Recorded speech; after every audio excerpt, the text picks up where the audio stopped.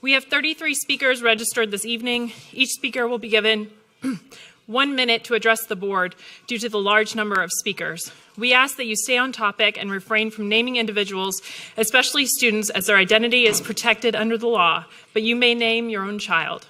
I ask that you please respect our procedures and the other speakers and end your comments promptly when your time has expired and the timer rings. If you're signed up to speak via Zoom, we must see you live with your camera on as you speak. The first item held for registered speakers is the public meeting to discuss budget and proposed tax rate with budget workshop. State Representative Yolanda Jones, please come to the microphone. We would like to acknowledge Representative Jones for her long service to our community, including as a former Houston City Council member and former Board of Education trustee. Representative Jones, welcome. Please go ahead.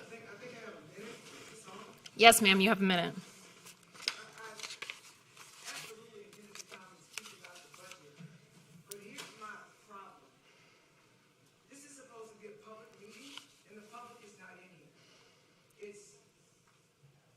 So I want my minute from the time this is on. Very rarely am I at a loss for words. You're not elected. There was no reason for you to be here. So I came to listen to what you were going to say and talk about the budget that you're going to pass. Yet there's no public in here. There's 1, 2, 3, 4, 5, 6, 7, 1, 2, 3, 4, 5, 6. Not even 15 people for the public. You've relegated speakers there. Then I go over there and they tell me that if the speakers speak, they have to speak over there. No one's going to respect you. You're not going to get the support of the community, including myself and others, until you meaningfully include the public. This is disrespectful. You have more room. You've got empty seats here, and there are people outside. I'm embarrassed for HISD. If I were a teacher, I wouldn't work here. I would quit. If I had children in HISD, I would take my kids out of HISD, because you are not working for the public and the constituents of HISD. You're working for yourself or the governor or whoever. That's all I have to say. I'm incredibly disappointed. Thank you. Our next speaker is Ann Eagleton, followed by Isha Archer and Michelle Williams. Ms. Eagleton? Hi. It must be snowing in hell, because I never thought I would come and defend the right for the board to have an attorney. You need to keep your attorney, you need to get a backbone and do what you need to do for the taxpayer. And regarding the budget, we gave you our tax dollars and you haven't given us an email address. What does it take to contact you? I'm serious. This is taxation without representation, which is tyranny. You learned that in history class, and we're all learning it once again here in this boardroom. Thank you. Thank you. Isha Archer? Oh, we can't hear her in the boardroom. Good evening. Hello. Hold on. I don't know if they know. Hello. There you are. Ms. Archer, go ahead. Yes. I think we can hear you. Okay. Good evening. My name is Aisha Archer. I'm from Houston ISD parents. I am here today to speak about House Bill 3. HB 3 was signed by Governor Abbott yesterday and contains an unfunded mandate for an armed presence on every school campus beginning September 1st of this year. As part of HISD's budget discussions, I expect that you might be evaluating difficult options to comply with the armed presence requirement. I am here today to voice my opposition to using either the so-called Guardian or Marshall plans, both of which enable teachers, administrators, and staff to bring firearms to school with as little as 15 to 20 hours of training. I never thought I'd have to say this, but I do not want my children to be taught, coached, or disciplined by an armed educator. I want teachers, administrators, and staff to be focused on creating a positive learning experience for our children. Educators are not sharpshooters and should not be burdened with these responsibilities. I'm also concerned about the potential for accidents or misuse of firearms at school. No one can deny that introducing guns into classrooms increases the risk of accidents. There have been several news reports about so-called guardians and marshals misplacing guns on school grounds where children can find them. While we cannot change the state law at this point, we must admit that arming teachers and staff through the Guardian and Marshal program is a terrible idea. Thank you. Thank you. Ms. Michelle Williams? Ma'am, you have 1 minute. Michelle Williams, Houston Education Association. Contrary to what you have heard about the Ma'am, can you please speak directly into the mic? contrary to what you have heard about teachers in HISD, there are some irreplaceable teachers that you're targeting in these 29 schools. In 2012, the New Teacher Project said that urban schools were not doing enough to keep their irreplaceable. What teachers can understand is reconstitution, but what we cannot understand is why you are not preparing these teachers for an interview process that's being used in other places, and those interview applicants are being given preparation material for the interview process. And to you business owners, you all know that it takes more to rehire someone. Give them the preparation that they need. Thank you, ma'am. The next item held for registered speakers is item 1 from the agenda review, business agenda authorization to file an application to waive the superintendent certification requirement with the Commissioner of Education. We'll begin with speakers who are signed up to address the board in person. Will Lucia Moreno please approach the microphone? This speaker will be followed by Courtney Revels.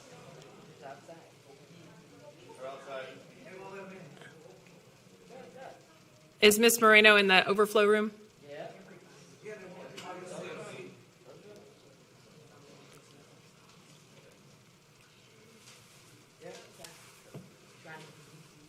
Is she in the overflow room?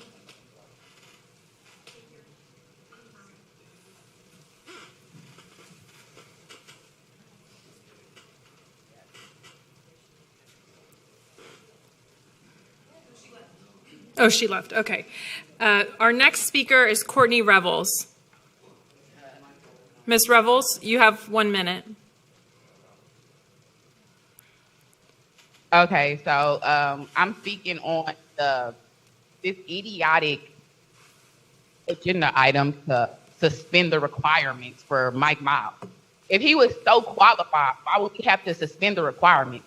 And if you guys are so qualified, why not grow a backbone and speak on it? Let's see what happens if one of you guys votes against it. Will we have a case to support you guys, or will y'all have y'all's job? We don't know, but this is idiotic. If there are people in Texas that are certified, there are people that have their certifications up to date, and he's a loser, he's a failure, and they brought him in to lose and fail, and y'all gonna lose and fail right along with him, but not us. We know our rights, and we will be here. We're gonna assert them, whether we gotta sue y'all or whatever we gotta do. Yeah, you might want to keep your attorney too. Thank you, ma'am. Mr. Neil Aquino, followed by Dr. Pamela Boveland, and then Sarah Rivlin. So, Mr. Aquino.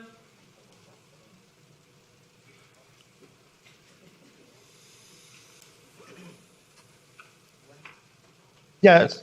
Sir, you have a minute. My name's Neil Aquino. I'm a citizen of Houston.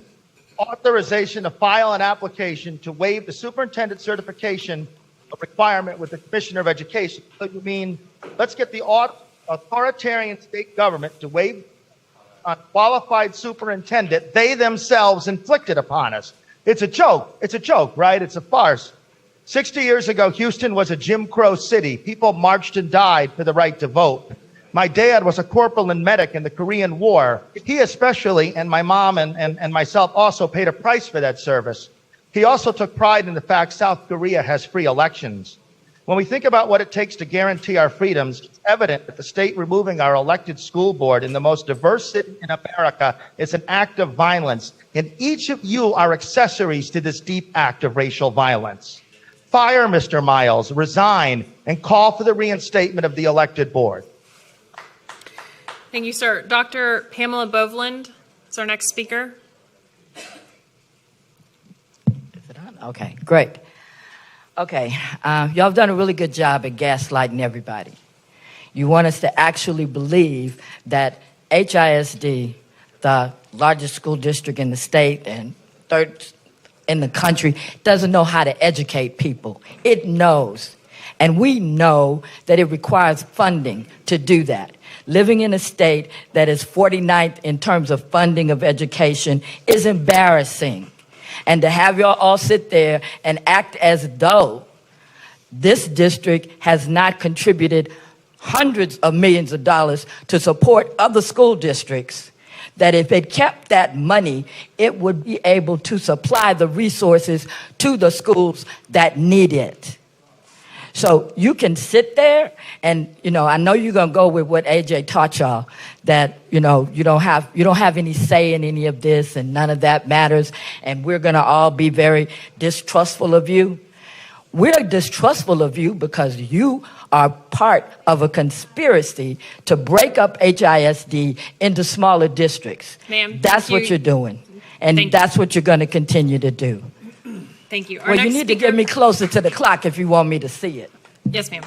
Our next speaker is Sarah Rivlin, followed by Sam Smith and Jonathan Bryant. Ms. Rivlin?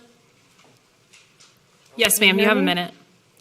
Okay. Hi, my name is Sarah Rivlin, and I'm an HISD teacher.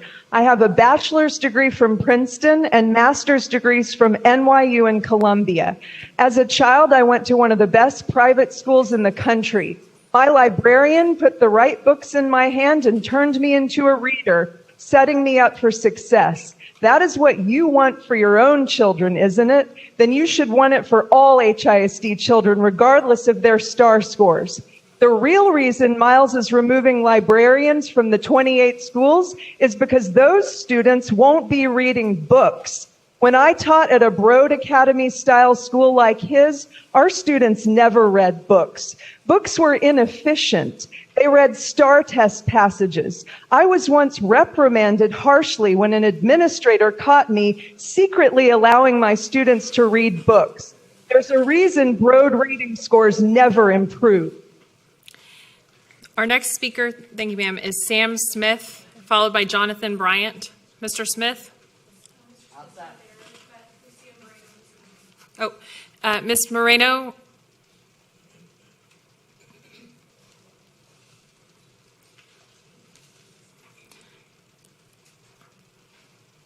Ms. Moreno, you have a minute. Hear me? Yes, ma'am. Okay. In honor of a friend, Jerry Monroe, I will address you his way. To the Grand Wizard sitting up there and his clan's board, until the waiver has been granted, you cannot hire Miles. It is illegal.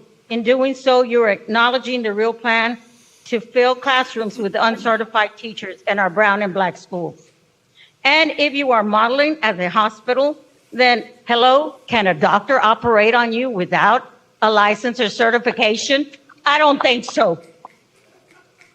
This is the opening act for Moran and Abbott, especially by locking us all out of a room that has a capacity of 400. Okay, we will never go away and will continue to keep our eyes on you, all of you. This is a business plan for charter schools, not because you care about our children. You care about the almighty dollar. It is a scheme to treat students as prisoners, not students. Thank you, ma'am. Is Sam Smith not? He's not here. Okay. Mr. Jonathan Bryant.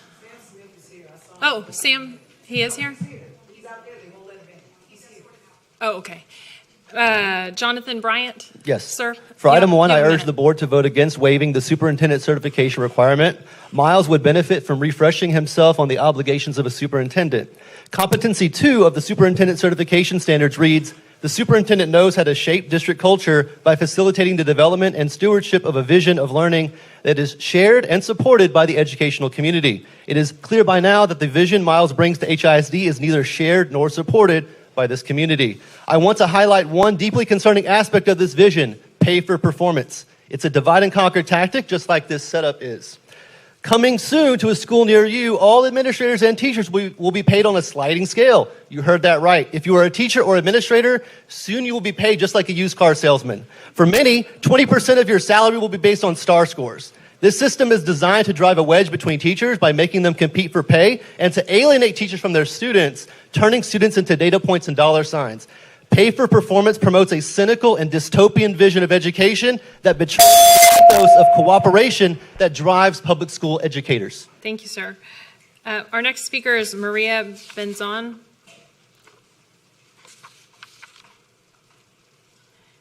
Hello? Yes, ma'am, you have a minute. My name is Dr. Maria Benzon. I'm here to speak about 5 agenda items, 1 and 21 through 24. First, we all know that waiving that SUP certification is ridiculous. Mike Miles knew he was going to be appointed to HISD SUP months ago, and he didn't even submit the paperwork and pay the fee to become recertified. Charter schools may not care if an educator is certified, but that's what makes public ISDs better. We hold our professionals to a minimum standard of having a certification.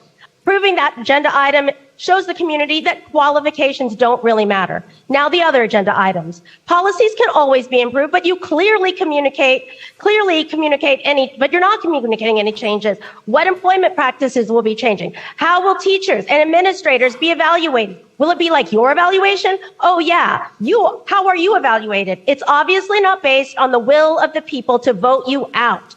I suspect teachers and administrators' evaluations will be like yours, solely based on the whims of King Mike Morath and uncertified SUP Mike Miles.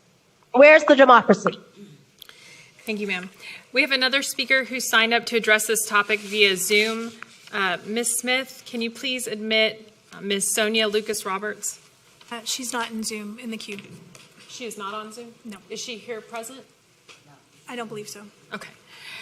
The next item held for registered speakers is item 4 from the regular meeting agenda, approval of the 2022-2023 remote homebound instruction for eligible special and regular education students.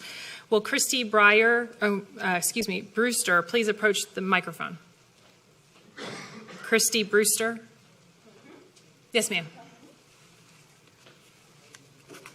Good evening, all. Yes, I am you have a certified registered nurse, recently retired, 35-year school nursing experience. Oh, and by the way, my SBEC is still valid. The waiver that you're requesting for the remote homebound instruction hopefully is going to be speaking to future pandemic situations because it's already in the attendance handbook for TEA. But we'll figure that out with you later. This recent pandemic crisis required remote home instruction, and it was devastating for the students for a lot of reasons. They still, to this day, many of them, are not exhibiting proficiency in reading or mathematic skills. How we know? Student performance outcome data, the term you guys like. It shows that. So, if we continue with your remote, if you have to, we might get the same results we got in the previous pandemic, subpar performance. Since you guys like, and I'm a nurse, the hospital model, please take the Zoom room, that's my concern, to the operating table and get you some qualified certified education experts to help you develop an alternative for your classroom discipline. Thank you. Thank you. The next item held for registered speakers is item 19, approval of the 2023-2024 recommended budget. We would like to acknowledge Board of Education trustees Judith Cruz and Kathy Bluford Daniels, who are here to speak on this topic. Ms. Cruz, please approach the microphone. Good evening, board members and Superintendent Miles. I am Trustee Judith Cruz. I am also the Texas Assistant Director for the Education Trust and a mom of 2 HISD students and 1 recent HISD graduate. I hope that college and career readiness is a priority for this administration. For fiscal year 2023, the previous administration allocated 1% of the general fund and 0.5% of ESSER funds to college and career readiness. And all of the campus-based college and career advisors are currently funded solely with ESSER. What happens next year when this funding runs out? Have any of these allocations changed for fiscal year 2024? The budget is your strategy and demonstrates what you value. House Bill 3 requires the board to prioritize and set goals around early literacy, early math, and college and career readiness. Additionally, HB 3 added the CCMR outcomes bonus funding that incentivized districts with bonus dollars for students by not just checking a box from a list of preparedness metrics, but actually earning or matriculating into college. Our district has an internal analysis of what to do to earn millions of additional dollars that can then be reinvested into supports for post-secondary access and success for our students. The 2 previous administrations ignored that analysis. Please look and act on it. I understand there will not be significant changes made to the budget at this juncture. I urge you to prioritize college and career readiness and to leave it whole and to invest even more meaningfully in subsequent years. I also urge you to adopt more rigorous college and career readiness metrics. Thank you. Thank you. Our next speaker is Ms. Bluford Daniels.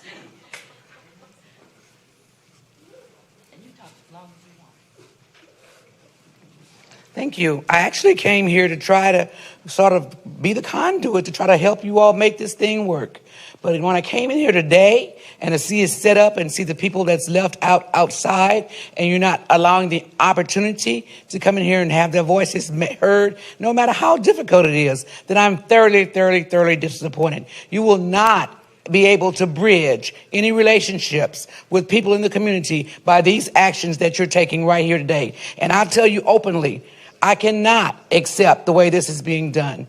And, I'm listening to the comments of the previous trustee who wasn't supportive of so many other CTE programs that we asked for the last 2.5 years. The CTE programs in this district so far, and I hope you all will consider this, in District 1, there are 25. In District 2, there are 20 that are not supported. In District 3, there are 27. In District 4, there are 36. Then District 5, there are 38. In District 6, there are 19. In District 7, there are 21.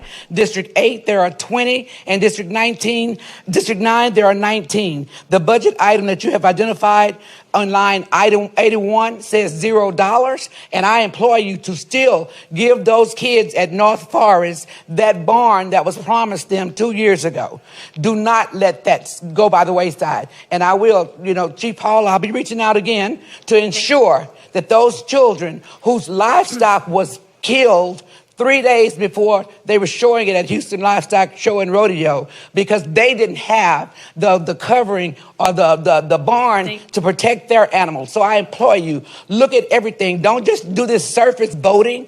Be your own person. Make your own decisions. But if you're only going to do that because you want to be on a podium and be an appointed person, then obviously we'll have some issues. Our students need stability. The district needs stability. And as you address these 29 schools, these schools, let's be clear. Ms. Bluford Daniels, those are campuses that have historically have not had the necessary support, even from Trustee Cruz and Trustee Dygard. So I'll say their names openly now. Thank you. We have another speaker signed up to address this topic via Zoom. Ms. Smith, please admit Allison Newport. She's not on Zoom. Okay. The next item held for registered speakers is item 20, approval to suspend board policy BDD local board internal organization attorney. Will Sarah Terrell please approach the podium? The next speaker will be Karina Quesada.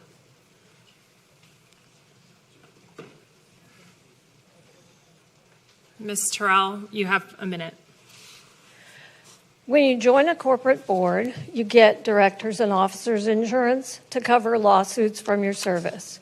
Does HISD give you D&O insurance? It does have board attorneys. Miles asked you to voluntarily waive your right to that attorney.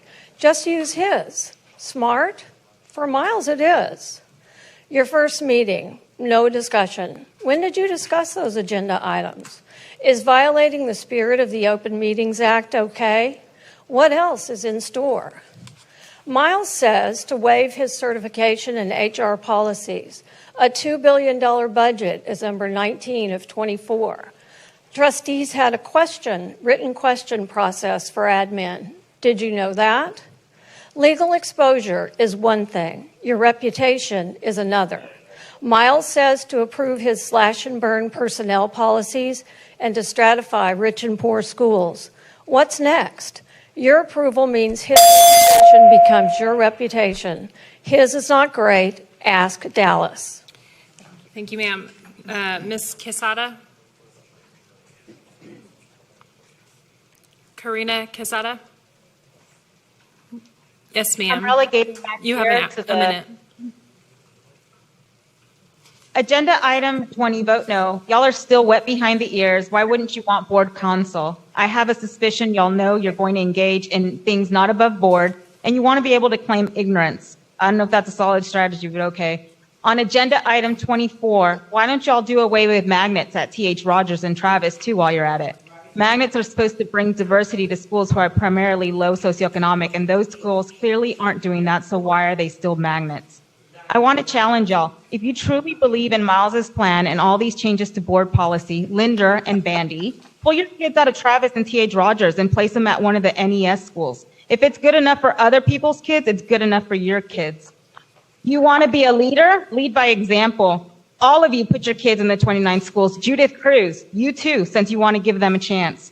You're all a bunch of cowards hiding behind cops threatening us with arrest. That room is empty and we've been kicked out. You don't deserve to be here. You should be able to face us. The next item held for registered speakers is item 21, approval to temporarily suspend certain portions of board policy DC local employment practices. Will Kendra Yarborough Camarena please approach the microphone? Yes, ma'am, you have a minute. Hello, I'm in the bad room, so I'm welcome here. Unfortunately, I had this whole great thing to say, and then I got put in this room where I can't look at you in the face and actually say the things that I need to say. I've been isolated out here, and it's very disappointing, and I hope you do better in the future.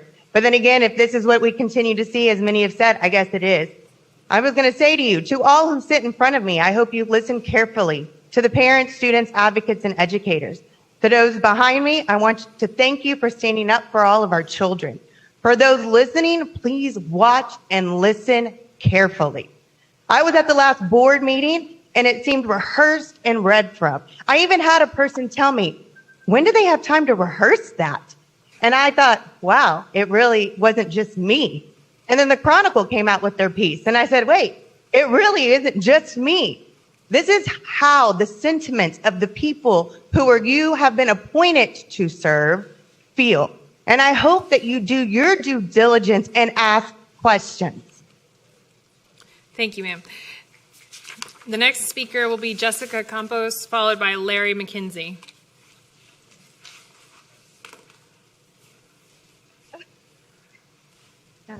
Ms. Campos, you have a minute. Okay. My name is Jessica Campos. I'm a mother of 3 girls, ages 2, 10, and 14. 2 of my girls have ADHD and 1 has dyslexia. So I'm a very active mom in their school. I want to make sure that our kids are growing up healthy and live successful lives despite their disabilities. Today I am here to talk about our school, KHOU Elementary, one of the 29 NES schools that are currently undergoing your dismemberment. I am here today because I strongly disagree with some of the decisions that you have made for my child without my knowledge or my consent. Families sometimes stay in their homes simply because of the schools in their area. I'm one of those parents. Sure, I am aware of the School of Choice program. I already have 1 child who attends MPVA 20 miles away from home and has been accepted to DeBakey High School because of this program. So I'm very pleased with the program, but it's not the same. You're not able to build relationships within your community. So for my middle child, Sophie, I've always chosen KHOU.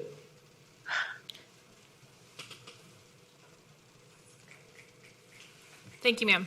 Our next speaker is Larry McKenzie, followed by Stefan Hester and then Selena Manzano. Mr. McKenzie, you have a minute, but we can't hear you until you're by the mic. Mr.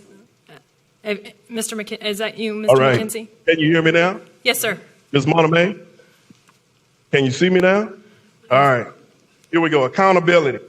The fact or condition of being accountable, responsibility. Their lack of accountability has corroded public respect.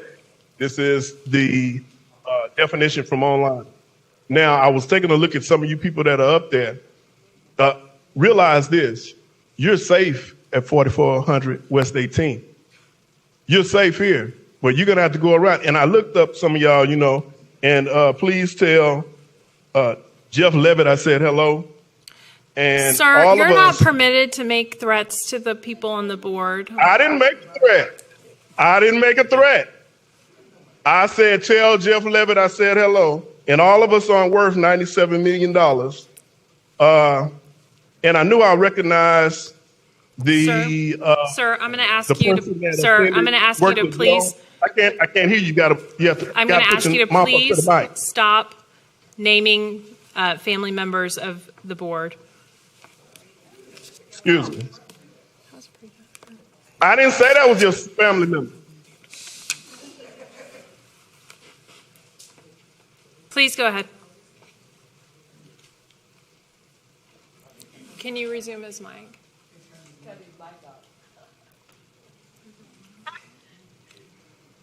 Is it my wait? I'm gonna step back. Tell me Please what. go ahead. All right. Hello. There we go. All right. Here we go. Now I recognize somebody because their children took karate at Sakurambo. I actually thought that you caught a bad deal on that, but from the lady that worked at Jones High School. My name is Larry, and I stay over there by Scott and OST. And these are addresses that just you go online and you get Fernwood, Finch, Bonilla, you know, and you have people that actually go and protest in front of people's jobs, like MD Anderson Cancer Center, and their places of business, like Third Home Inspections. So, and this is completely fair. Our next speaker is Mr. Stefan Hester. Mr. Hester? Okay. He can't speak because he was unjustly trespassed ma'am, a few minutes ago and arrested. Our next speaker is Selena Manzano. Ms. Manzano? Buenas tardes, mi idioma es español, no sé si me van a querer escuchar, pero yo vengo de una comunidad estudiantil donde el 97% de los estudiantes son hispanos y hablamos español. Necesitamos maestros que nos hablen este idioma. También nuestros maestros de la Pew Elementary son, para nuestros hijos, son los segundos padres. ¿Por qué? Porque nuestros hijos pasan más tiempo en una escuela que en nuestra casa. Tengo un niño que tiene problemas de conducta, tiene problemas de autismo y gracias a su maestra, con su paciencia, ha logrado mi niño un avance muy grande en todo. Y es lo que necesitamos, personas que estén con nosotros, ayudándonos a la comunidad, a nuestros hijos y a todos nosotros. Gracias. Thank you, ma'am. Our next speaker is Madai Hernandez. Audrey, point of order. So Spanish speakers or foreign language speakers are supposed to be granted additional time for interpretation, Okay. so that we can understand what was shared.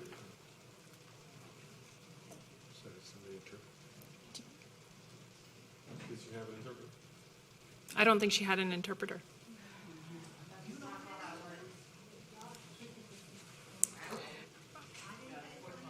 We'll come back. Our next speaker is Madai Hernandez.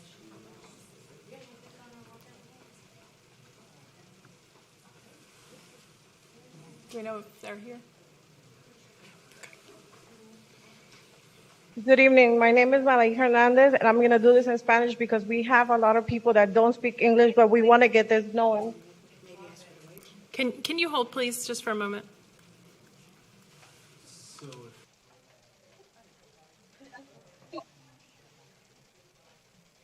Okay. Give us a moment, ma'am.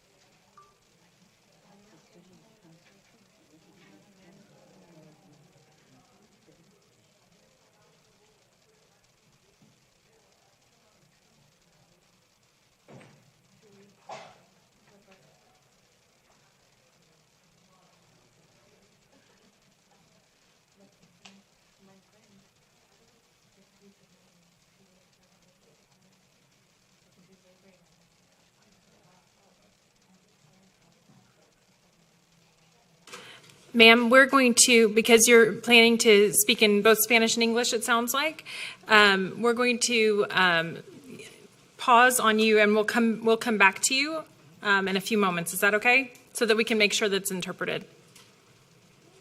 Okay. Our next speaker then is Melissa Yarbrough, who I believe is on Zoom.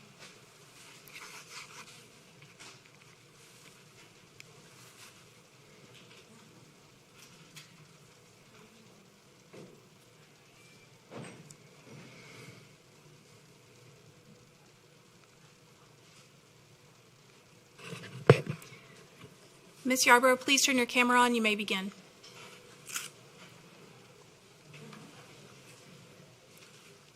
She's no longer in the queue. Oh, okay. Yes. Ms. Yarbrough, please turn on your camera. You may begin. Thank you. We were not asked for our opinions about the NES that forces teachers and staff to reapply for their jobs. So I'm here to tell you as a parent at KHOU Elementary that we want to keep every single teacher and staff member at our school, along with the classes and programs that they teach. Every school is unique because of the people in it. When my kids walk into PEW, every office worker or teacher knows and greets them by name. They love my children, and my children love them. They are our village, our family. We are not just data on your spreadsheets. We're a community that you're tearing apart. I made the choice to send my kids to PEW, and I'm picky about their education because I myself am a teacher. I see my kids' teachers at PEW teaching them the TEKS, and they're getting my kids to pass the assessments. But beyond that, I see them inspiring a love for learning in my children. That includes our art teacher, dual language teachers, wraparound specialists, and librarians, which are all programs that you have failed to guarantee that we'll be able to keep. Teachers don't deserve to be treated this way, and neither do our children, so I ask you to please let us keep our thriving programs and our excellent and beloved teachers and staff at our schools. Thank you, ma'am. The next item held for registered speakers is item 22. Approval to temporarily suspend board policy DNA local performance appraisal evaluation of teachers. Will Daniel Santos please approach the microphone?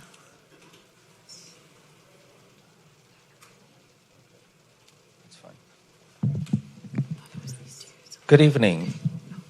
I am Daniel Santos, Vice President of the Houston Federation of Teachers, and I rise to speak on item number 22. The community has every reason to be alarmed by the proposed teacher evaluation model that will unjustly slander not only teachers but also schools in low-income neighborhoods. This is a model similar to the one in Dallas, promising to identify effective teachers. However, the Dallas Morning News 2 years ago exposed those false claims. It revealed that under a model like this one, the best teachers continue to be assigned to magnet schools and continue to be assigned to schools in wealthier neighborhoods. The inequities in HISD will exacerbate under this model, and great teachers will be forced to abandon HISD. It is clear we are being sold a bill of goods, and the community sees through this deception. When someone shows you who they are, believe them the first time. Thank you. Thank you, sir. We have other speakers who signed up to address this topic via Zoom. Ms. Smith, can you please identify and admit our Zoom speakers? Yes. I believe it's Ms. Rosie Kurtz, Kylie Dellinger, and Andrew Kirk, in that order. Yep. Ms. Kurtz, please turn your camera on. You may begin.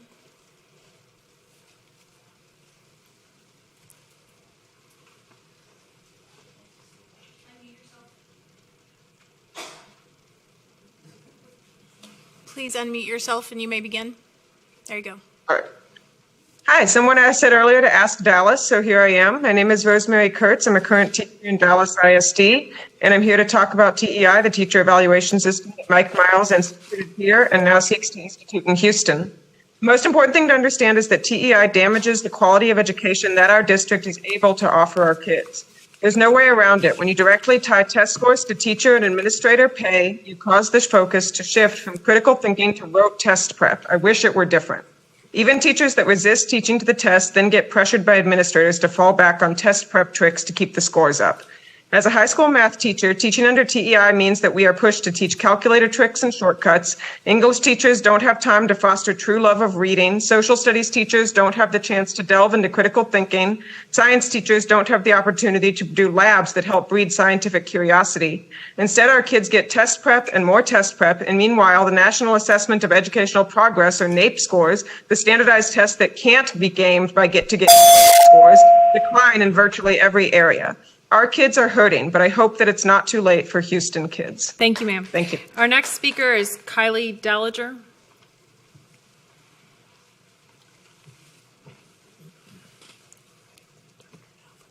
Okay.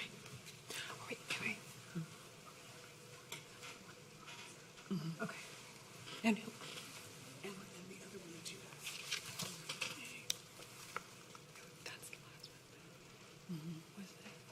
Kylie Dalliger, please turn your camera on. You may begin.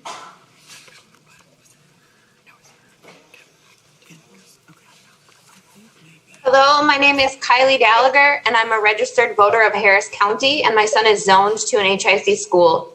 I'm a master's student at the University of Houston in their bilingual and ESL curriculum and instruction program.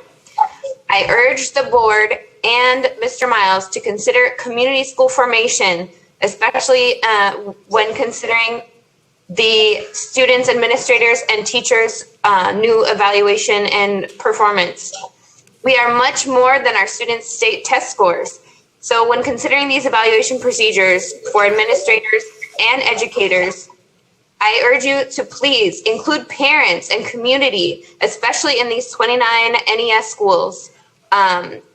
The position of wraparound specialist that is currently on the chopping block is a position that would be essential to connecting the community with our schools. Thank you. Thank you. Our next speaker is Andrew Kirk.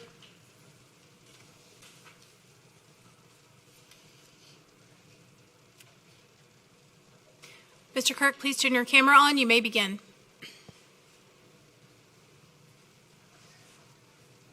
Hello? Yes, sir. You have a minute. Can you hear me? Yes, sir. Please go ahead. Okay. Good evening. My name is Andrew Kirk, and I'm joining you tonight from Dallas, where I've worked for the last 10 years. And I'm also the secondary schools vice president for Alliance AFT, our district's largest union local for education workers. I'm speaking tonight on this agenda item to urge that you all oppose a so-called performance pay instrument for teachers. I ask this even as I'm considered distinguished under our current system, TEI, or the Teacher Excellence Initiative.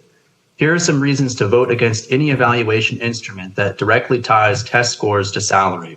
1, first and most importantly, TEI not only did not improve student learning in Dallas, it actively undermined it. Since the adoption of TEI in Dallas, our scores on the NAEP, National Assessment of Educational Progress, have declined relative to our peers in almost every area. The supposed gains in achievement are largely the result of score inflation and the predictability of tests like STAR. When that predictability and tested content disappears, so too do the gains. TEI incentivizes teaching to the test, not authentic teaching, and certainly not authentic learning.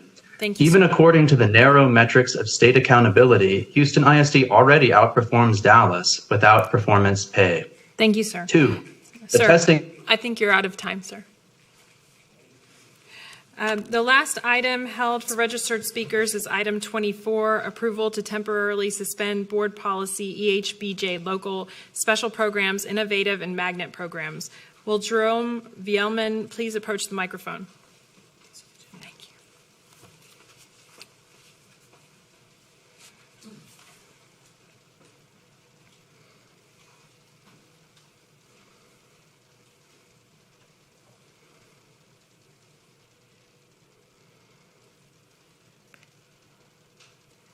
Thank you. My name is Jerome You have a minute, Vailman. sir. My name is Jerome Vailman. I'm the PTA board president of Wainwright Elementary School. I wanted to talk about agenda number 24. I recently read a Houston Chronicle article where it stated that they take no action on magnet programs outside of the NES schools next year. I'm thankful for that so that we can continue the strong magnet program for Wainwright Elementary. And we also want to invite all of our board of managers and the superintendent to come to our literacy program on September 28th at Wainwright Elementary, where Children's Museum, Harris County Public Library, and other libraries will be joining us at that night. I will work with the superintendent to submit the invitation to all of the board of managers, and we invite you to be there. Thank you. Thank you, sir. Ms. Jacqueline Banks is our next speaker on this topic, and then followed by Jeremy Eugene. Ms. Banks.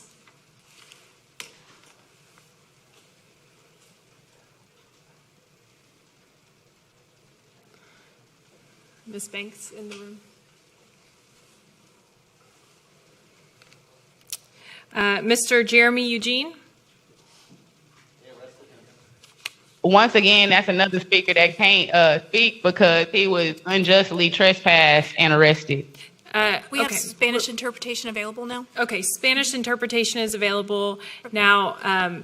Ms. Selena Manzano.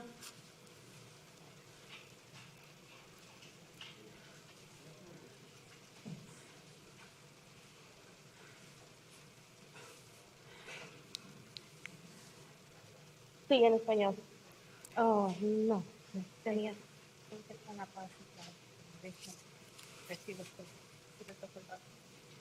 Okay. Okay. Buenas tardes. Mi nombre es Selena Manzano.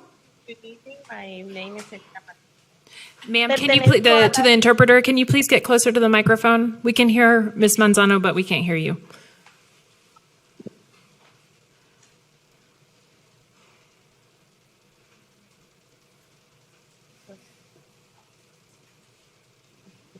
Buenas tardes, mi nombre es Selena Manzano.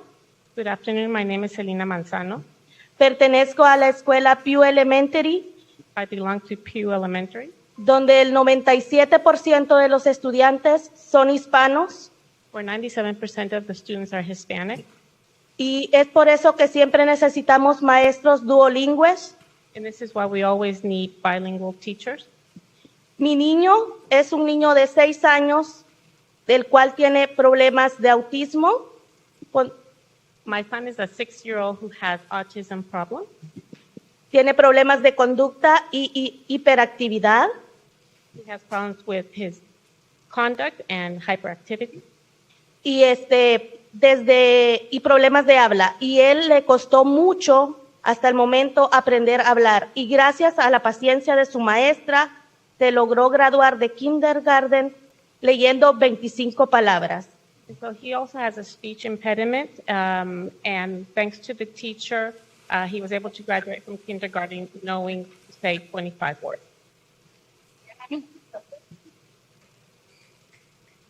Necesitamos más maestros, así como los que nosotros tenemos en nuestra comunidad educativa. We need more teachers like this as the ones that we have in our educational community.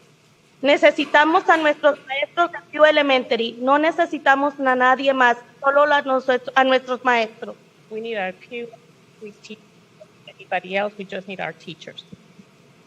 Nuestros maestros son los segundos padres de nuestros hijos, porque pasan más tiempo en la escuela que en nuestra casa. And our teachers are like the second parents of our students. They spend more time at school than at home. Thank you. Thank you, ma'am. And our last speaker is Ms. Hernandez.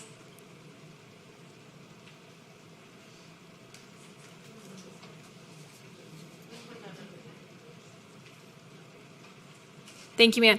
And if you, ma'am, the interpreter, if you can hold the mic closer to you as you interpret, that would be helpful. Thank you.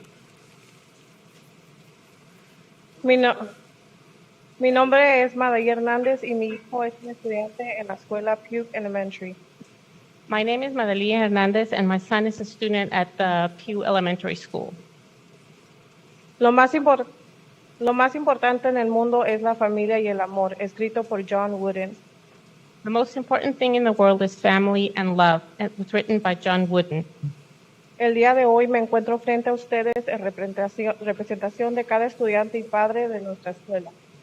Today, I'm here speaking to you in representation of every student and parent of our school.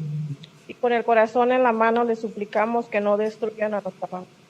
And with our heart in our hands, we ask you that you do not destroy our family. Pues esto es lo que significan ellos para nosotros, familia. Because this is what they are for us, our family. Ellos, los cuales se han convertido en los segundos padres de nuestros niños, They have become second parents to our students. nos llenan de sabiduría, quienes han dejado una huella en sus vidas, pero sobre todo los aman. They fill them with knowledge. They have left an imprint in their lives, but mostly they love them. Quienes los reciben con una sonrisa, brazos abiertos cada mañana y conocen el nombre y apellido de cada niño de la escuela. They receive our children every morning with a smile and with open arms, and they know every name and last name of the children of our school. Nuestros hijos se levantan emocionados cada mañana por ir a la escuela porque saben que les esperan actividades divertidas y llenas de aprendizaje. Our students wake up excited every morning because they know that they have activities awaiting for them that are going to be fun and full of knowledge. Y esas actividades son pagadas por nuestros maestros de su bolsillo. And these activities are paid by our teachers out of their own pockets.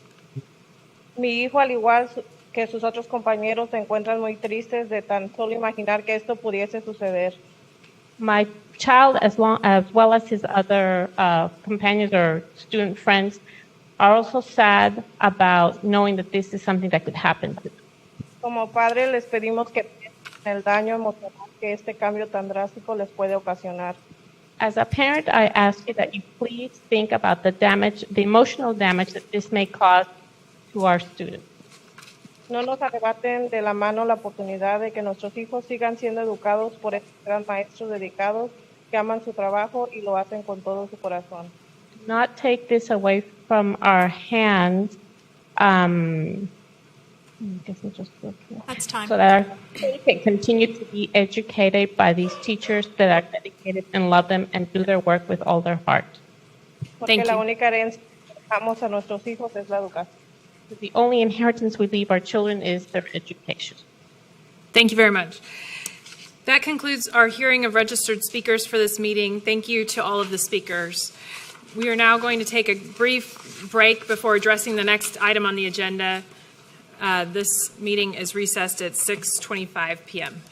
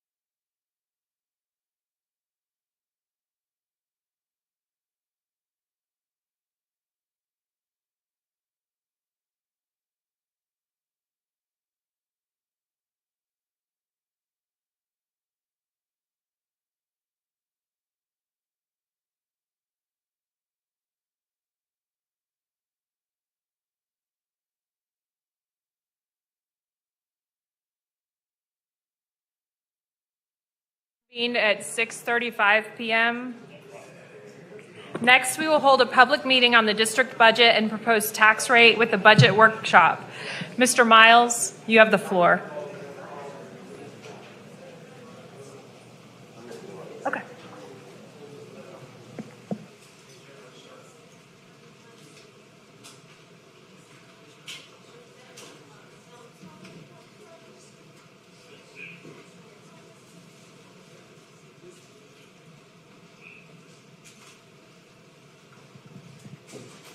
Madam President, members of the board, thanks for giving me some time.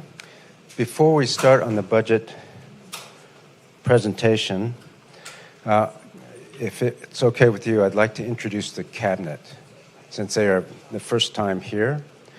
So, members of the cabinet, if you'll come and stand over here just so they can see you, I'll introduce you quickly.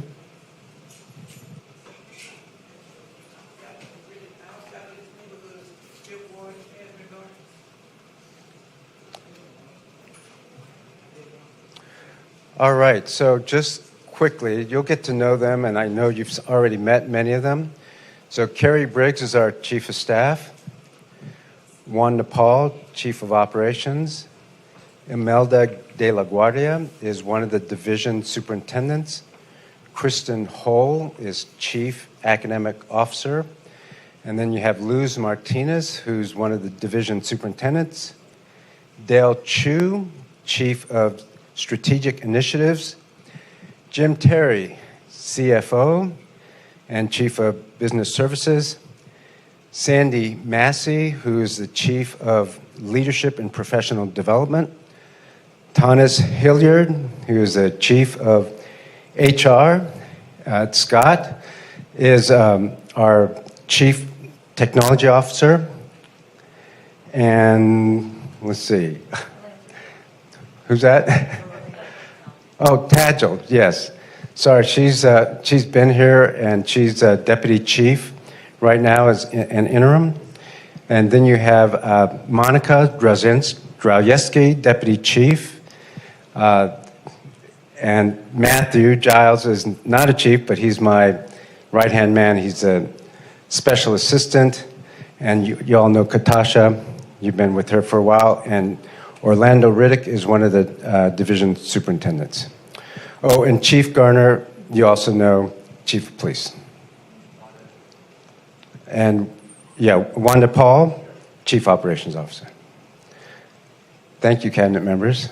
Nice to meet you all.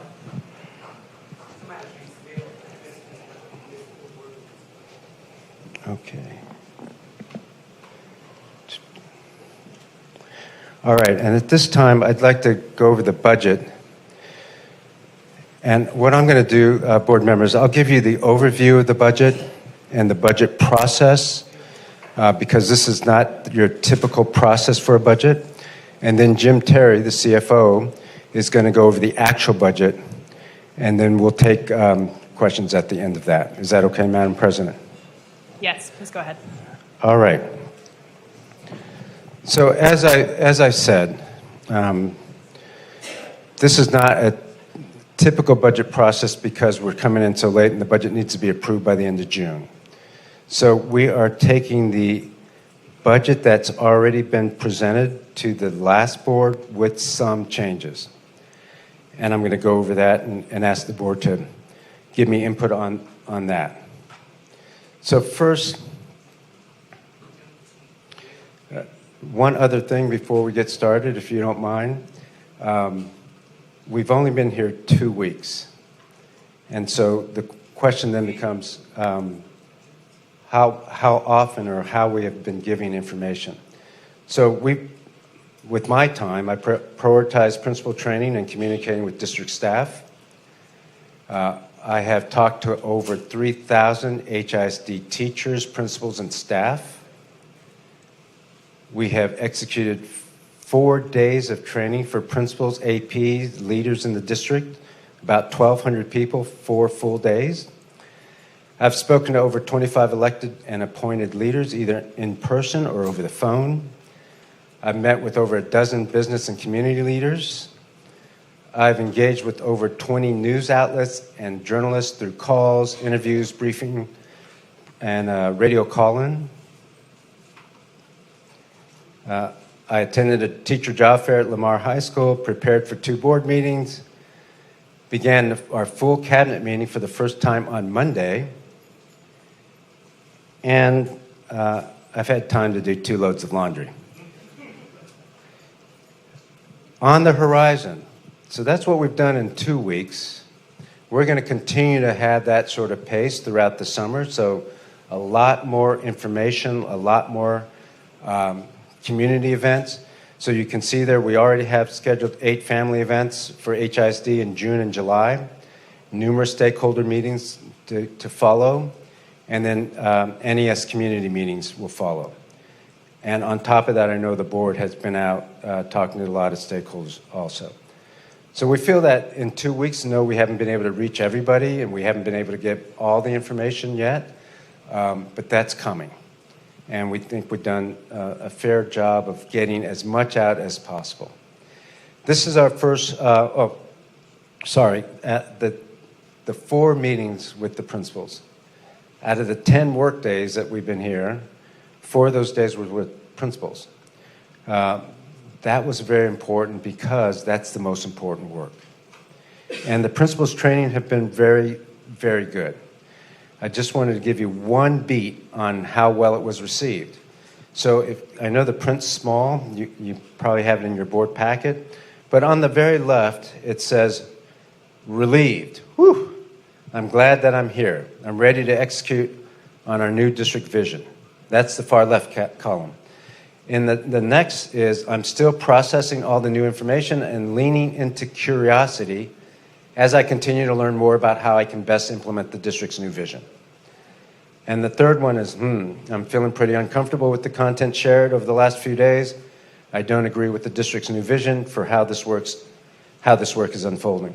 And number 5, or the last column, is I'm checked out. This new HISD is not for me. So this was anonymous. This was voluntary survey. So about half the participants filled out that survey. And you can see that most of the participants feel pretty good about the direction once they find out about it and they get some detailed information about it. It is totally understandable that people would be still processing the second column there. There's a lot of new information, a lot of change. So, processing is something that we can expect. And people are going to have questions for the first several months, probably, until they really get used to it. And then I'm very sympathetic to the people on the far right of the graph. In some sense, we're springing new things on them, right? They volunteered, they were here in the district with an old way of doing business or the current way of doing business, and we're gonna move that status quo for them.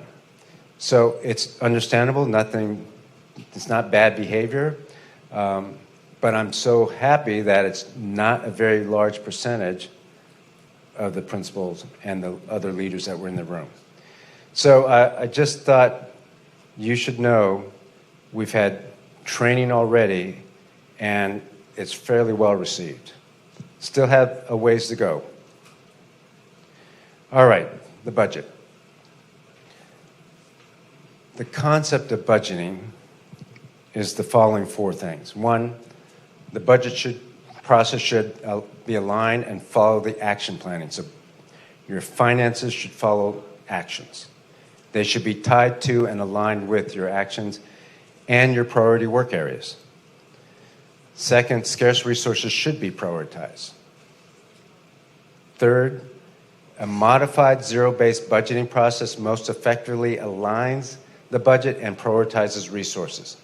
So we'll be following a 60-20-20 budget process.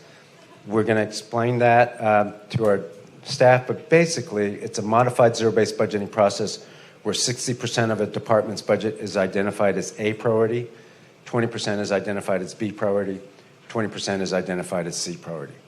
That forces a prioritization. Yes, we already have the budgets we have because they've already been designed, but we'll tweak them and we'll follow this process. And then finally, and maybe not obviously, the process must be flexible enough to allow the district to adjust the budget based on necessary course corrections. This is what it should look like. I mean, this is a simpler slide. This comes from a slide with about 3 or 4 pages of finer print. But this is generally what the budget process should look like and will look like in HISD going forward. So you can see that the draft district action plan comes first, and it should come in January. So next January, you'll see a draft district action plan for the following year. And then the budget then follows that, you can see at the same time, right? So they work in tandem. Then we prioritize specific actions. We also establish department budget parameters. That happens fairly early. The budget parameters are how much we're going to spend, how much we want to use for salaries, things like that. They are parameters that the board will work with me to set on the budget. Then we present the preliminary revenue forecast, so we'll know if we have more money coming in, money leaving, and that depends on a lot of variables, some of which are in our control, some not. Finally, we're going to develop the department action plans. You see that on the left-hand side of your screen there. We finalize department budgets first in April. Then we present a draft district action plan to the board in May. Again, so that we align our budget to the actions. We present then a draft of the budget to the board in May. We present the district action plan towards the end of May, and then we adopt the budget. So you can see that is a process for aligning the budget well with your priorities. And we were not able to do that this time, of course. And so instead of changing the budget, and we've only had a couple weeks to really dig into the budget, we're not going to do that. We are going to try to prioritize our needs. You know that these are the priority work areas of the district. More information on this next time during the superintendent's report. But those are the 6 foundational priorities, and these are the 5 innovative priorities.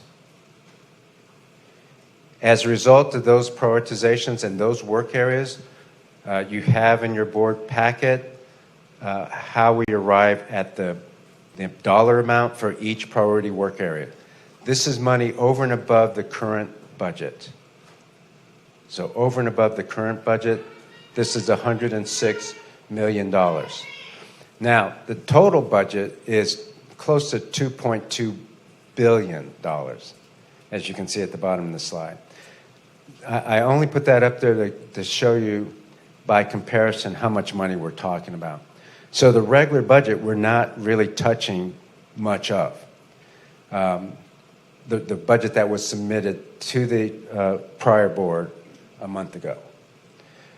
So we're only prioritizing $106 million out of $2.2 billion. Now, we have some challenges, as you know. The challenges that we have to think about going forward is that if we do nothing different, then we will reach a fiscal cliff. And this is a slide that comes from the last board presentation. So I'm not making this up. This is the last administration numbers and the budget consultants that were building the budget back then. As you can see, our revenue goes down considerably if we do nothing, but spend the same money, same programs. And then this is another challenge that you probably already know, and that is, again, this is not a graph I created. This is a graph from the last administration. The central office budget per student expenditures have grown 61% in 6 years. That's the top line. Meanwhile, the enrollment has gone down considerably, 27,000 students. So central office expenditures have gone up considerably. At the same time, enrollment has gone down. And I just point that out because you'll see in The part that we're going to change or ask you to change is related partly to this problem. And then here's some other challenges that we're facing. There is an over-reliance on vendors and contracted services. In the 2017-2018 LBB report, this was mentioned as a problem, and it's still a problem. So during that year, $305 million of all funds, or 9% of Houston's budget, or 9% of Houston's total expenditures was vendors and contractor services. That is way too high. It probably should be more in the range of 2 or 3%. Don't get me wrong, we cannot exist. We're too big a system. We need vendors and contractor services, that's for sure. So we need to state that clearly. At the same time, 9% of your budget going to vendors and contractor services, it should rather go to our employees, raise our teacher salaries, if we could cut some of that. Kicking the can down the road. We've done this in the district for a while. Small school subsidies was brought to the board, the last administration brought. Hold harmless on enrollment was another item that was brought to the last board. I'm going to have a recommendation for you in a minute. Using ESSER funding for recurring expenditures. Right now, there are $54 million worth of salaries in ESSER money. ESSER is Elementary Secondary School Act funding. So what that is that 3 years ago, the federal government provided a lot of additional funding for schools across the country, districts across the country. And it was funneled through the state. Every district has benefited from ESSER dollars, ESSER funding. The problem here is that money stops next year in September. So if you put it into salaries or you put it into positions for employees, that's what we call a recurring expense. That salary is going to continue as long as you have that position. So the position continues, the money stops. Those are called recurring expenses, and most districts, all districts, were warned against putting too much money in recurring expenses. So that's a problem, that's a challenge. I'm not saying we can't overcome it, I'm just saying that's a challenge. And the last challenge is we have a need to prioritize our scarce resources, and that means making sure that some dollars get shifted to our most underserved schools, or any new dollars get placed in our most underserved communities. Those are the current challenges. Here's what we'd like to do, and here's how we can pay for the $106 million. Hold harmless on enrollment. What that means is schools had an enrollment figure 3 years ago. Let's say a school had 600 students. If now they only have 500 students, the district had been granting them money on a per pupil basis as if they had 600 still. So that's called hold harmless on enrollment. It cost the district about $28 million, and I'm recommending that we also not change it. I look forward to the board discussion about that. The pro side of keeping it where it is that we have less disruption because budgets are already made. The downside of that is that at some point we gotta stop subsidizing schools that don't have that many kids, because it does impact the budget down the road. The next line item is the small school subsidy. That is about $33 million. And that money is to provide for some of our smaller schools so they can run effective programs. It keeps them operating effectively. My recommendation is to also keep that going this year until we've had a chance to analyze enrollment counts and things like that, but to keep it the same. So recommend keeping the hold harmless on enrollment and the small school subsidy. Again, the downside of that is these two things impact the budget considerably, and down the road we're going to have to make maybe even larger decisions. Then there are various contracts for services. I talked about that already, so my recommendation is that we don't cut huge percentages, but just $50 million out of contracted services. So I'm recommending that we cut $50 million from contracted services from our budget. That still leaves about $200 million in contracted services, which is still too large a percentage, but we can't change everything right now. ESSER staffing, again, I told you $54 million is wrapped up in ESSER. At some point, we have to stop doing that. Those are recurring expenses. I've been told that many employees were told that their positions would end when ESSER ended or right before ESSER would end. So instead of cutting $54 million from ESSER staffing, my recommendation is $25 million from ESSER funding. And then finally, in red, you have what Destination 2035 costs. That's from the earlier slide. So just to summarize, reduction in expenditures would be the various contracts for services.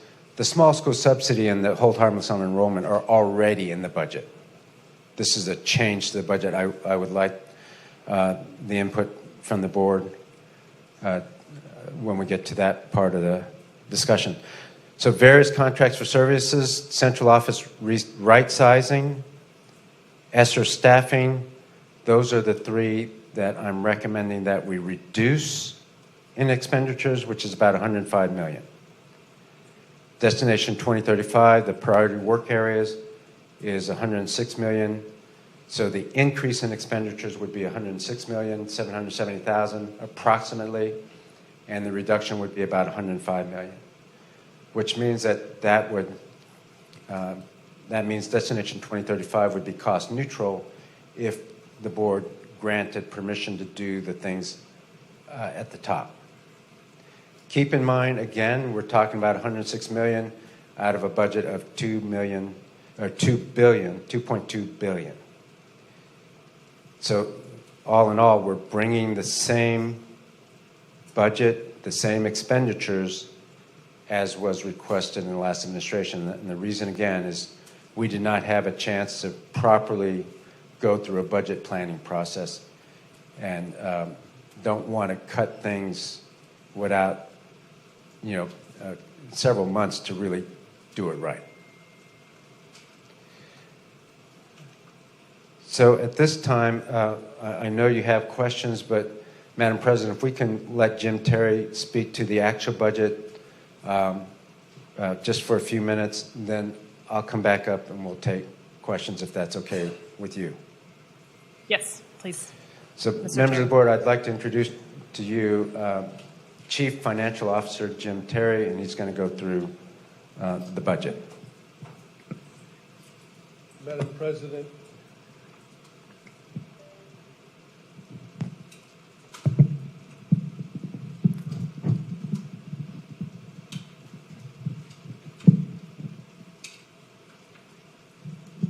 Madam President, board members, thank you for this opportunity to present the budget.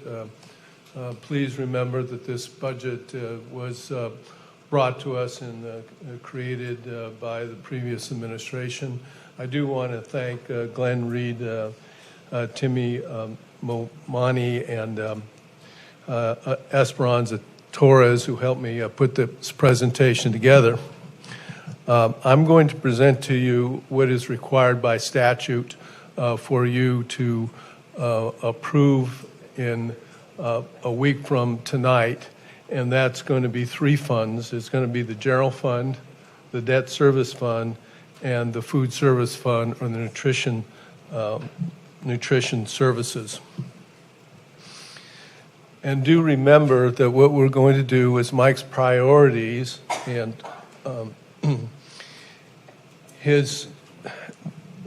do remember that as Mike's priorities and action plans come into focus, we will bring to you a budget amendment over the course of next year to align that budget with what it is that Mike Miles wants to accomplish. So what I'm showing you here is the general fund revenue. This portion of the budget is where all of the operations basically takes place. That pays all of the pays for all of the services that we provide, all of the teachers, etc. This is the revenue portion here. I'm showing you fiscal year end 2023 and fiscal year end budget 23-24 with the difference. You can see that most of all of the revenue is coming in through the property taxes, just short of $2 billion. You can see that the state sources are, just under 200 million, and the total revenue is 2.2 billion. This here is the expenditure portion. I want to point out to you, let me make it a little bit bigger so you don't have to use your eyeglasses like I do. This is in millions of dollars. Here's the accountant's terms, appropriations for expenditures. We have to show to you the expenditures by what's considered function codes. And so here are the function codes around the left side. You can see there's instruction, school leadership, general administration. This then comes down here to the total expenditures or appropriation of 2.3, almost $2.4 billion, which would leave us approximately $168 million short. However, we do expect what we do is we fund 100% of our teachers and employees' salaries, and because people leave, come and go, we're right now predicting that we'll probably have about $70 million in unspent fund, which would leave us at the end of next year approximately $98 million short.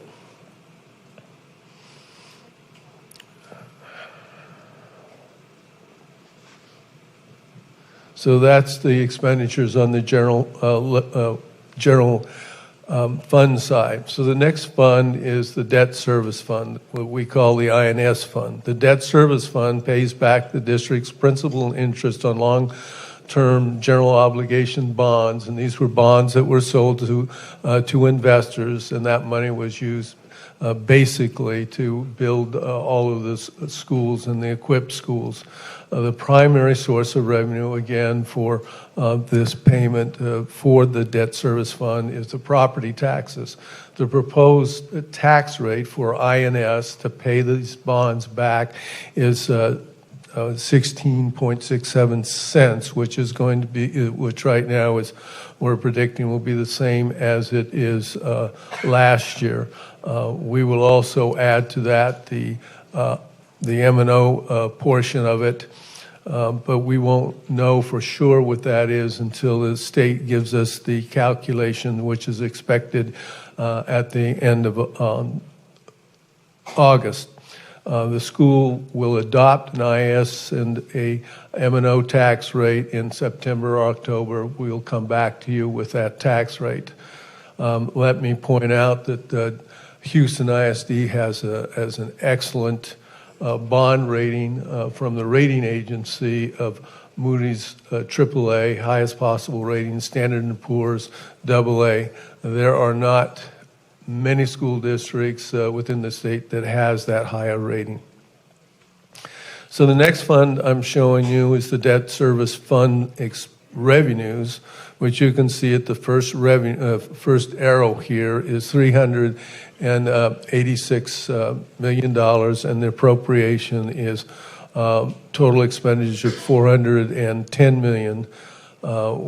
We have to do some transfers which balance out between the general fund and the debt service, but we expect then that the fund balance, the ending fund balance, will be the same as it was at the end of the year, 121, just short of $122 million.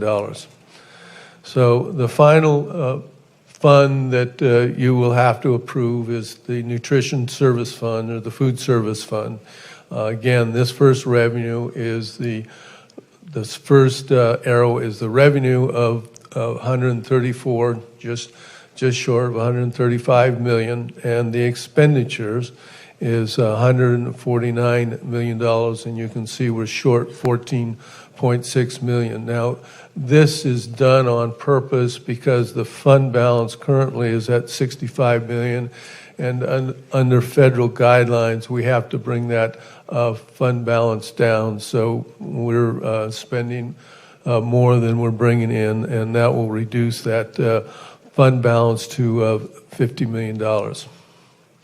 Okay, I know you have to use your magnifying glass for this one. What I'm showing you here, and I'll blow it up just a second, is that this is the document that you're actually going to see in a week that's got the three funds listed, and that's what you will approve by statute, which is the revenue sources and then the expenditure sources by function. So let me blow that up a little for you. So, and we have gone over all of these numbers, so you can see these numbers tied to what I had showed you previously. These are the revenue side. This here is the expenditure side, and then the last arrow is the general fund ending. So that's my presentation, and if there's any more questions, and again, we will bring the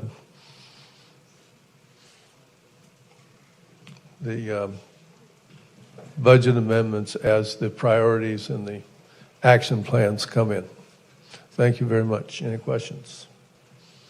Madam President, if you're pleasure, I can put my presentation back up, or we can do Jim's up, and we can go back.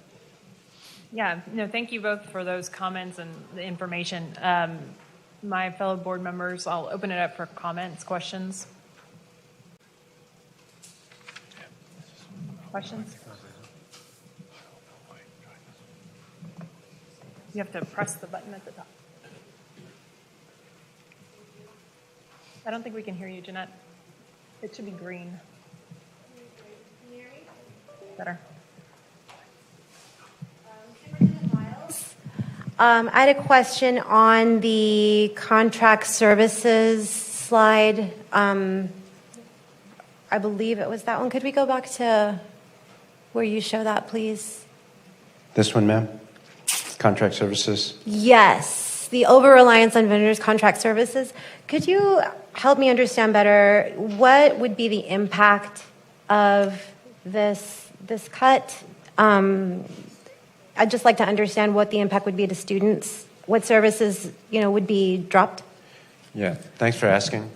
So we have millions of dollars, about $250 million in contracted services. And so we're not going to cut those services where we absolutely need them for students, like OT-PT services or school psychologists that we contract out.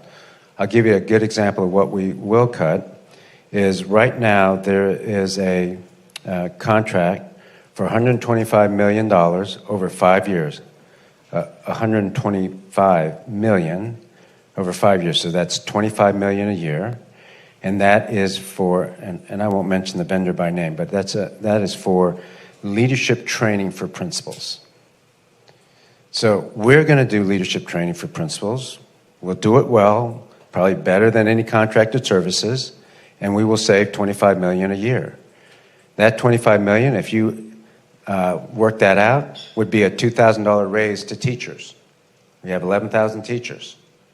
So that's a good savings. That's what I mean by an over-reliance on consultants that we could then put into other things in the district. So that's just an example. We'll be very judicious about how we cut, but we're only cutting $50 million. That's 25 right there. But there are many other things like that we need to cut. Ms. Ozanne Bandy, go ahead. So along these same lines around this figure at the top, so 2017 to 18, that's like 5 or 6 years old. So I'm curious as to if we have a more updated number. Is it higher, lower than 305 and 9%? I can get you the exact number. The estimate is over 250 million. So lower than 305, but still very, very high. I think the key here is what is the percent of your district's dollars that are going to contracted services. The district has a central office staff. It's too large, and yet beyond the central office staff, we're going outside the central office staff to hire yet even more people to do our job. I've said first, we're not talking about all contracted services. We can't get rid of all contracted services or vendors. So I hope that doesn't get out there. But we can cut down on the things that we can do ourselves and do it better and still have money to do other priorities like raising salaries or putting more programs into schools or helping our after-school programs, things like that that we can do. And just a follow-up question, Superintendent, and of those contracted and professional services that we are going to eliminate, is it based on expiration of a contract, or are we opening up existing contracts and therefore maybe exposing ourselves to penalties, just things like that? Yeah, no, that's a great question, and we will be working with our legal team and sometimes outside legal counsel to make sure that we do this in a way that we honor the contracts that we have. Or in some cases, we don't follow through if there's a clause that says if we don't use it, we won't use it. So we'll get legal advice from our legal team before we end the contract. Great question. Thank you.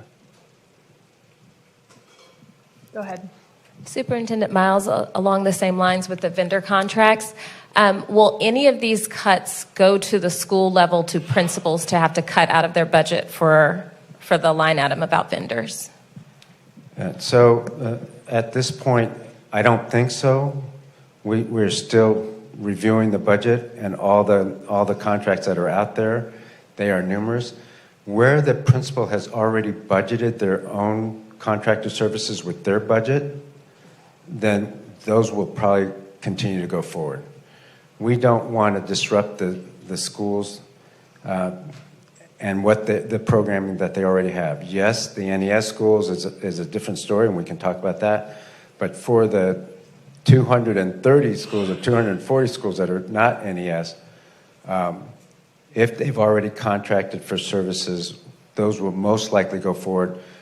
But the team still needs time to go through all those contracts. Rolando, please go ahead. Good afternoon, Superintendent Miles. A couple questions. You mentioned a small school subsidy. Can you tell me what that definition of a small school? You said under enrollment. What is that definition? Yes. So we have a number of schools that are small relative to the building, small relative to the surrounding schools. For example, a school of 167 kids is a small school. And when you have small schools, and I know this because I've had a couple of small schools in the network I came from, and there were a number in Dallas. To run a school with fewer than 300 students, you don't attract the economies of scale. And so they cost more. And it's really unfair to run that school without some extra support, a small school subsidy. So the former district and my recommendation to this board is to continue that at least for another year to see, while we evaluate how effective or ineffective it is to run a school with 167 kids and whether there are other opportunities for those 167 kids to go. But at this moment in time, my recommendation, obviously it's up to the board, my recommendation is that you keep the small school subsidies so that they can run an effective school where they don't have cost deficiencies. Thank you. I have a couple more questions. Yes, sir. You mentioned $25 million, I believe, cuts in ESSER, where it was one-time funds that we're going to cut. Where is that? Where are those cuts coming from? Yes, so most of those cuts are coming from central office staff. We have a number of central office staff that are paid for by ESSER funds. Most of those people, I've been told by the last administration, have been told that their positions will go away. Some are, have said they haven't been told, and there's some confusion around when they were told or if they've ever been told, and so, but it's clear that they're ESSER funded. So we're not going straight 54 million, but we're doing about half of that. And then last question, you talked about cuts in central office. And I want to be sensitive because it's going to impact individuals. Have departments been identified or areas have been identified where those central office reductions will be made? Yes, sir. So we can't cut and we can't reorganize some offices right now, like transportation, custodial, nutrition. We can't do that because one, we're feeding kids, we're transporting kids today. So we are not reorganizing that. Wanda Paul will think about any efficiencies that can happen or ESSER monies over the course of this year. So they haven't been identified there. Finance is another area we're not really doing anything right now. Jim Terry will look over the year to see how we can reorganize and right-size school finance. In the areas of school leadership, in the areas of chief academic office, professional development, and a little bit in HR and possibly in SPED, depending on how we reorganize, because we're pushing supports to the schools. Yes, we will right-size, especially chief academic office and school leadership, we will right-size those offices. Which means that there will be cuts in the number of people in school leadership at Central, not in the schools, at Central and at Chief Academic Office. Just to follow up, do we know FTE count? How many people will be impacted? Thanks for asking. The answer is no, not exactly, not right now. Meaning this, we've put out an org chart. We know the number of positions that we're looking to fill, but right now, the departments are going through and identifying things that haven't been, that may need to be kept or need to be trimmed. And that's happening right now. The chiefs need a little bit of time to do that. I've asked them, and they're working hard because it's been only 2 weeks, but the reason why we're starting so early is school starts in August. At the end of August. Teachers come back mid-August, principals come back before then, and we want to tell people, hopefully by the end of June, if not near the 4th of July or just after the 4th of July. So if they do have a position that's being cut, they can then find a job or go to a different district or find another job in the district that has a vacancy. So that's why the rush to do this now.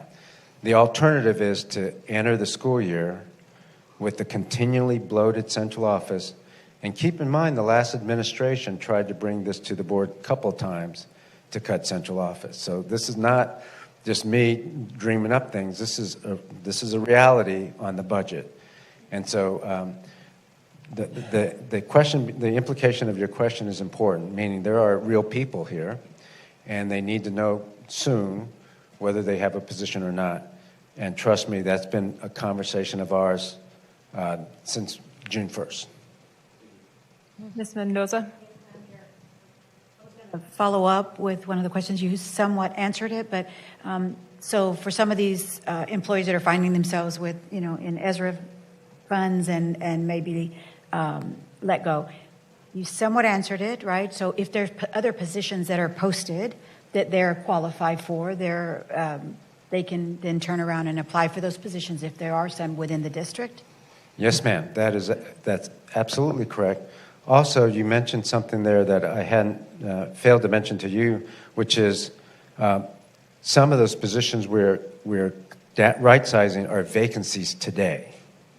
And so we'll start with those vacancies and remove those vacancies and then look for other savings. Superintendent Miles, do you have any initial information about the total cost on vacancies, like of that 25? Do you kind of know percentage? Yeah, I don't have a good number, so if you're okay, we'll get that number to you. I've been told we have quite a few vacancies, but I'm not sure what percentage of that 25 million are vacancies. So if you don't mind, I will get that information to you so I don't give you an inaccurate number. Thank you. Ms. Cruz-Arnold? Thank you. I have a request, not a question, Superintendent Miles. With respect to the hold harmless on enrollment in small school subsidy, it would be helpful moving forward, even though you're not recommending a change there, to have a list of the campuses and their enrollment so that we can have a total picture of impact moving forward. Yeah, we can definitely give that to you. Thank you. So I'm looking at my staff so they can take notes, and we're going to get that to you. First of all, it's already been created, so it's just a matter of sending it. Sir, if you can go back to a slide with the $106 million total.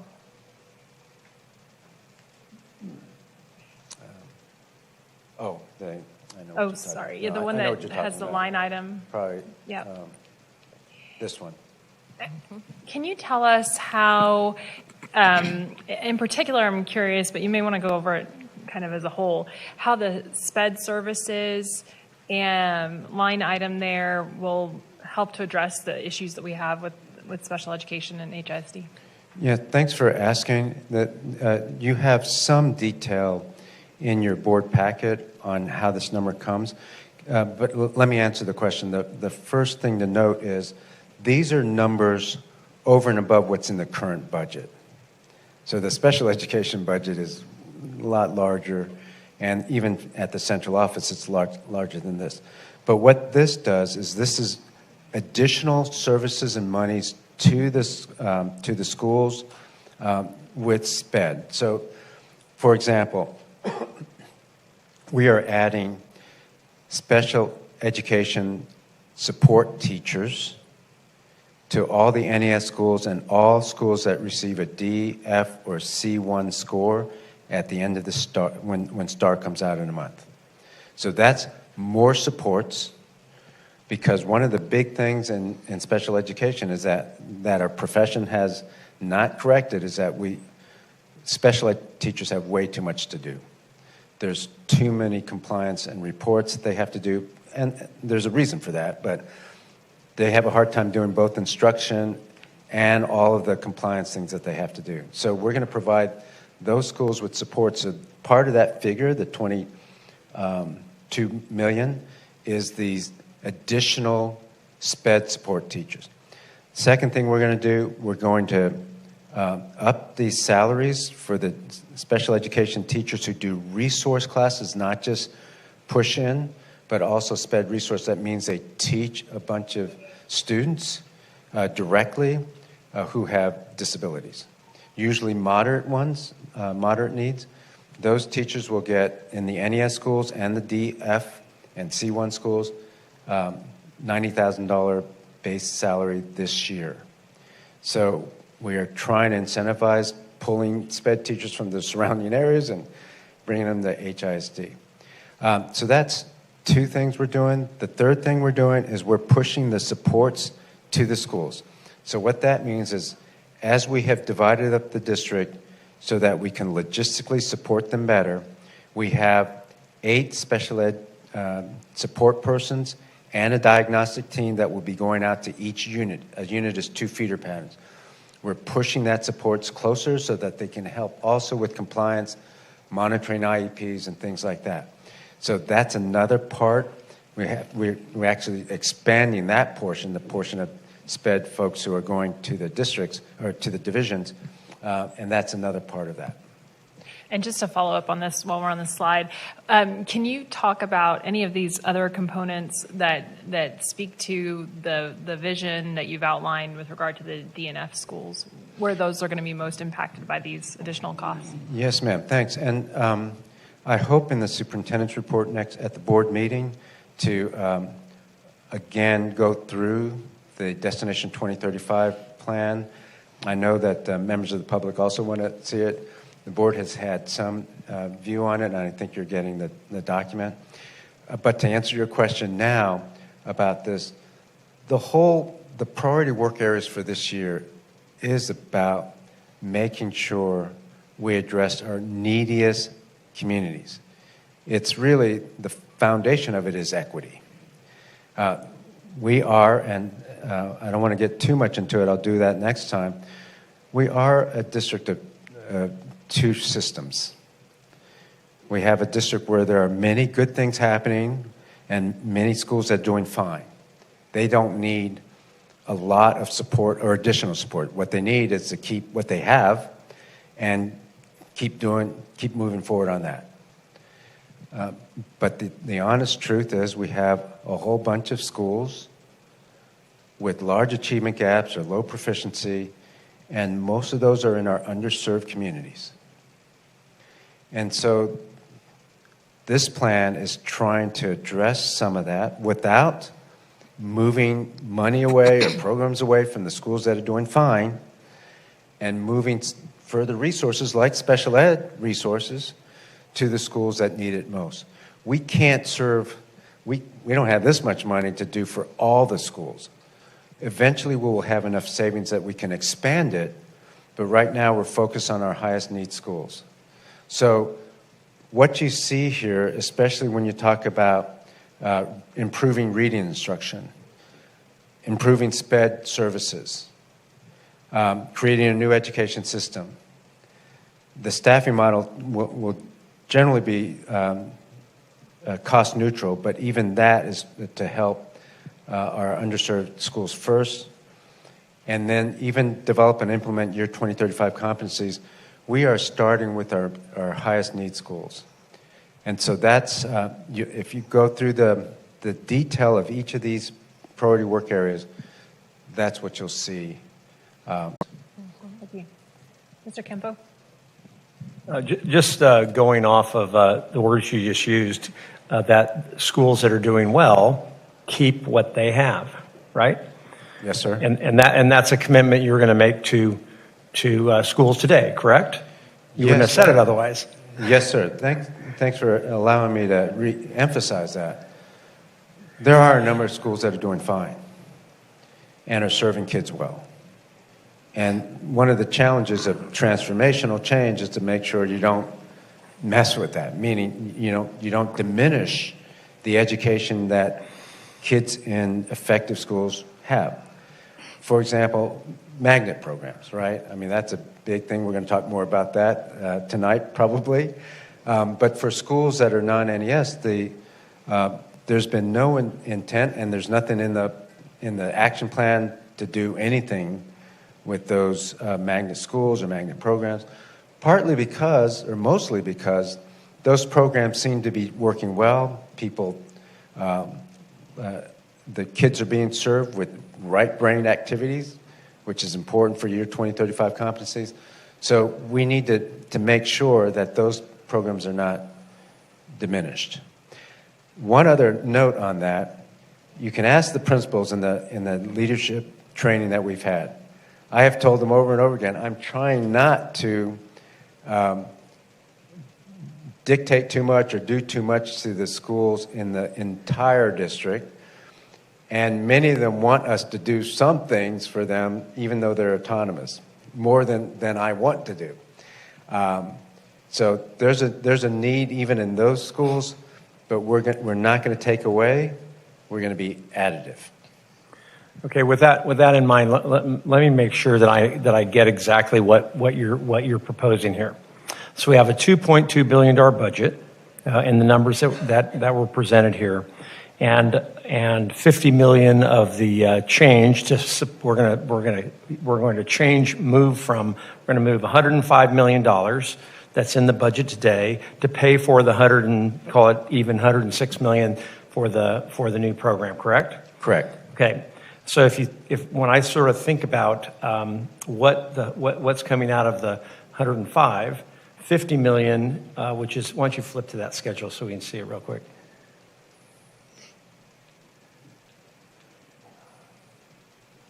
The next one. There you go. So 50 million are service contracts that are not related. They're sort of central office service contracts, not staffing at the level. Correct? They're correct. Third-party vendors. Third party. So we take the 50 million off of that. You've got $55 million left, and that 55 million represents about 0.25% of a $2.2 billion budget.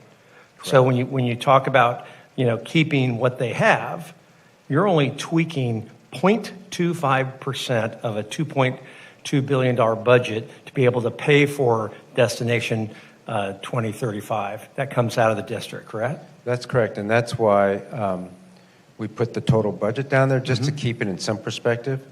I mean, change is hard, so I'm not discounting that, even with $106 million. But financially, this is not a large percentage of the budget. So you're not making massive changes to the rest of the budget, and schools that are doing well are going to continue to do well and continue to keep what they have, correct? That's correct. That's what you're saying. Okay, another question totally unrelated to this. Go to that slide that shows the fiscal cliff that we're on. And remember, this is if we do nothing. I understand. Right? And so on ESSER monies, you talked about $54 million being part of going for salaries, correct? Yes, sir. Do we know, tell me what the total ESSER funding for this school year is. It's a lot more than 54 million, correct? Jim, like 400 million? No, it's 300. We're predicting there'll be 317 million for this next budget year. So our $2.2 billion budget, 300 plus million is ESSER funds that go away in September of next year. Correct. Right? Okay, so that's a challenge. And obviously, it's something that we all need to understand and know. The thing that's interesting to me is ESSER is a subset of the ARPA, and ARPA was the federal funds that came about as a result of COVID. And it was a really important thing for all of us or for the entire country to get through COVID. But every city, every non-government agency, every government entity, every nonprofit has ARPA money and subsets of it that we have ESSER that's coming to an end in September of next year. It's billions and billions of dollars of fiscal cliff that we all are going to have to deal with in the future. And this fiscal cliff is scary, so I wonder why you're not being a little more aggressive on the cuts that you were talking about on the small schools and others. If we're going to be facing this fiscal cliff in the future, and maybe I'm going to answer the question for you. You don't want to disrupt things today, given the energy around people worried about disruption. Is that correct? Yes, sir. So two things. One is that, right? While 240 schools will have very little change, I mean, there are a couple of things we're requiring across the board, like principal evaluation, and so they'll be coaching teachers differently, but the teachers are going to be doing the same things in those schools that they've always done, and special ed, some compliance things that we're going to require across the district. But other than that, those schools will be mostly performing the way they are. Having said that, it's still a disruption when a new team comes in and you hear the concern and anxiety. Even if not much is going to happen, there's always that anxiety. And for sure, with 29 schools and some of the others that are D&F schools, there's going to be some change, and change brings anxiety and a sense of anxiety, and in some cases fear. So, in order to not upset the apple cart, but to really move the district forward in any case, we can't just do the same thing we've always done, and we got to break the status quo at some point. We're arguing for less disruption through the finances. The second thing is we actually have a decent fund balance at this time. So even in this chart right here, you can see that $924 million is a pretty good fund balance that the district has grown over the years, and that puts us in a good position to use some of that for the changes. So when we get to 500 million, then that's a problem. And if we don't do anything, we are going to get to 500 million fund balance and go below that, which is not probably financially prudent. So I guess what I would say then is I appreciate your non-disruptive cuts to the current budget, but would caution us to be careful going forward with this fiscal cliff that we have to deal with, because ultimately, if we don't get on a more sustainable pattern, then what's going to happen is you're going to have to cut. Yes, sir. Yes, we will if we don't do something different. Mr. Ravon. And I'll follow just a little bit of that path in thinking regarding the chart itself. It assumes that spending remains constant. Is that correct? Yes, that the current budget patterns stay about the same. Got it. And so based on what's been shared thus far, am I okay to presume that for 30 schools to implement, the variable cost associated with that is roughly $106 million? No, not exactly. I mean, the 106 is all the programs, some of which is the NES schools and some of which is some of the other D&F schools and across the board. Got it. And in relationship to that, I'm trying to understand in the future, what is our because we're going to continue to expand the program. Yes, sir. So what is the plan and how does it square with us also making reductions in the future? Yeah, excellent question. If we cut our central office staffing, right, that's already going to be that's something that's going to help the budget considerably. If we then, and I'm not making any predictions, we'll have to do some analysis. If we then right-size our enrollment issue, we've lost 27,000 kids in 6 years. Meanwhile, we haven't lost one facility. So if we right-size that, that's going to also help the budget. So there are things we can do. I've already said we also have to stop again, this will be up to the board each year, the hold harmless on enrollment. So you start to add that up, that's real money, that will pay for transformation. And are there any considerations for the percentage of those cuts that are intended to be permanent and longstanding? So we've got a new organizational chart, and it's going to be tied to what the vision is for your operations. How do we make sure that we stay in alignment with that?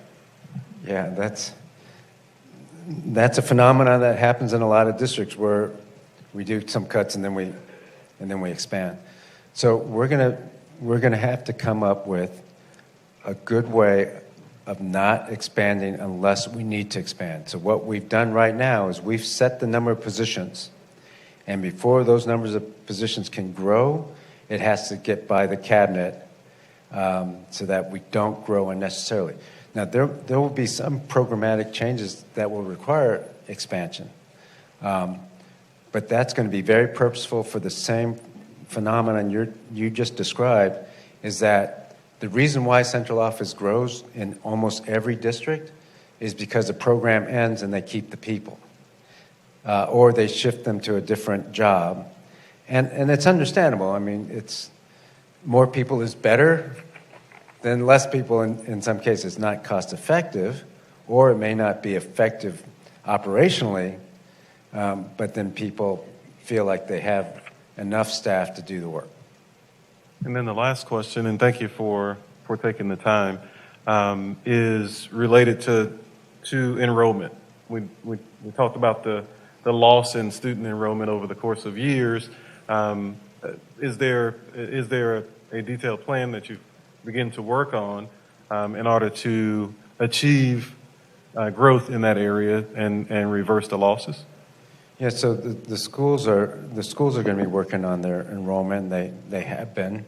We'll do our own marketing, but having said all that, there's really the best way to increase enrollment is to improve the quality of the schools.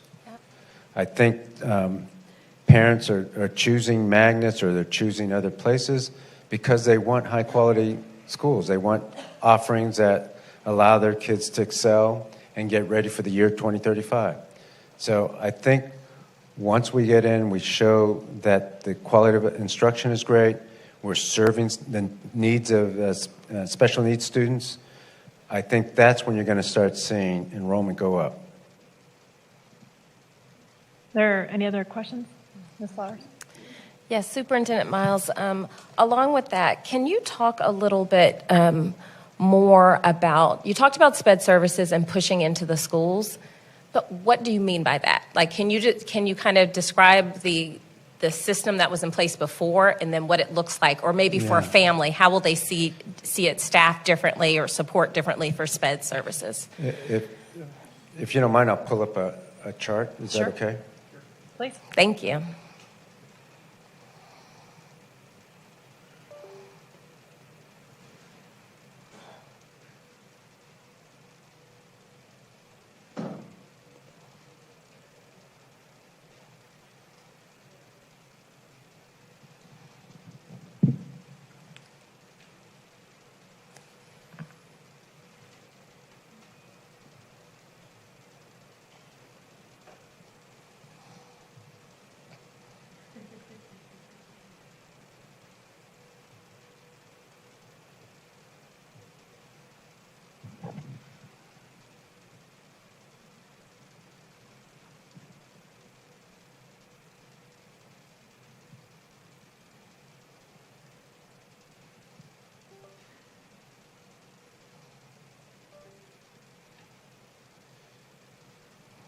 So what we've done is we're trying to push the supports to the schools. One of the challenges of any large urban district is the growth of central office. It's not unique to HISD, and it's not because people intentionally have bad behavior. It's just a systems problem. And so what we've tried to do here is to push the systems, the supports closer to the field. So if you look at this chart here, what you see is a division. There's going to be 4 divisions, and that's an area. That's like an area. So north, central, south, and west. Each division has 3 units, and each unit has 2 feeder patterns and a support unit. The support unit looks like this. And notice that instead of being at central office, the support unit will be pushed to the unit, which is the feeder pattern, 2 feeder patterns. So there's 12 units in the district. They will be geographically closer, and they'll be more accountable and supportive of those 2 feeder patterns. It doesn't include everybody. We have diagnosticians and a few other people that are not on this chart, but they'll be pushed further into the feeder patterns. Mm-hmm. So there's 12 of these support units. It allows us to be much more responsive, and it allows us to be much more cost effective. There will still be a group of people at the district, at Hattie Mae, at the Central, in each of those areas, but the folks who are going to help teachers and principals and executive director will be right there closer to them.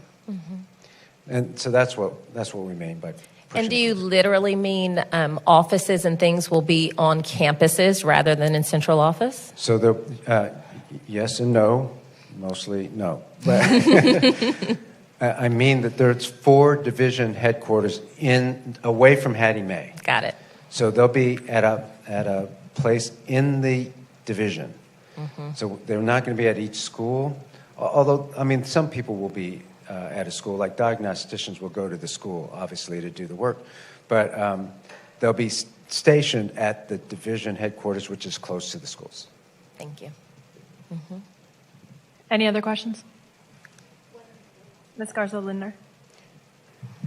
Thank you. Just one last clarification on the ESSER dollars that remain. What are you envisioning as the best use of those dollars, given that we do hit that cliff, but we, are able to, encourage that we use those for our, to improve our student outcomes? Yes. So right now, some of it's spoken for, but we can also pay for lots of technology, and we can pay for student equipment, we can pay for reading programs and curriculum. So for example, we have millions of dollars in curriculum we need to purchase. Science of reading curriculum actually that was piloted last year, and some of it's pretty good, and we need to now expand it to the NES schools and the DNF schools and the other schools that want to partake in that. And so that's millions of dollars worth of materials over time, and that can be, and ESSER money can be used for that. Any other? Ms. Ozanne Bandy. Superintendent, back to the fund balance, there's an interesting trend that appeared to be happening starting from 2016 when we are saying we started losing enrollment of students. The district was able to build reserves, and then you see this exponential growth once, I guess, the ESSER funds hit. I'm wondering what they did, what the administration did to actually grow those funds when enrollment was going down, again, prior to those funds hit. Yeah, I think a couple, I wasn't here, so I'm not quite sure. Jim, you might know, but let me try to answer it first, and if you have anything to add, please do. My sense is that the ESSER dollars were used to pay for positions that they would normally take out of fund balance, and that's why the eventual fund balance grew, which is fine, except that you eventually have to pay for it if it's recurring. If it's not recurring, then that's a different story. So most districts would pay for their reading intervention or something that helped them pay for other things that ESSER may not have covered, and that's okay. The question is how much we did here. $54 million in salaries that are recurring, that's problematic over time. So I think that was the largest reason why the fund balance grew. Jim, do you have any? The trend started before the fund balance hit, though. It started, it was 16, it was going up, so I was just curious before that. I don't know before the 2019 school year. Well, I certainly don't want to be trite, but essentially it was revenue was more than the expenditures, so they, yeah. Okay.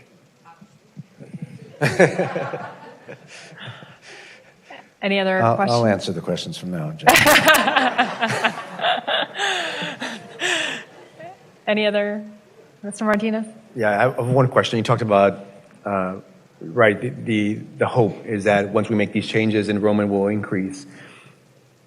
I guess in your opinion, in these NES schools, by making these changes, are we forecasting a decline in student enrollment or increase in student enrollment? Yeah, that's a great question. Let me put an asterisk on the following, and that is the goal of NES and actually the district is not to grow enrollment. We hope that's an outcome that also happens. The goal is to close the achievement gap, raise student achievement, and prepare kids for the year 2035. Any kid that comes to the district or is here already, that's the goal. I'm presuming, based on my experience, that those things will also get us enrollment. I think for NES, I don't know this to be sure, if we do a good job this summer and communicate well, I'm hoping the NES schools do not lose enrollment. I think over time, based on my experience of other schools that have done whole-scale systemic reform, enrollment will grow.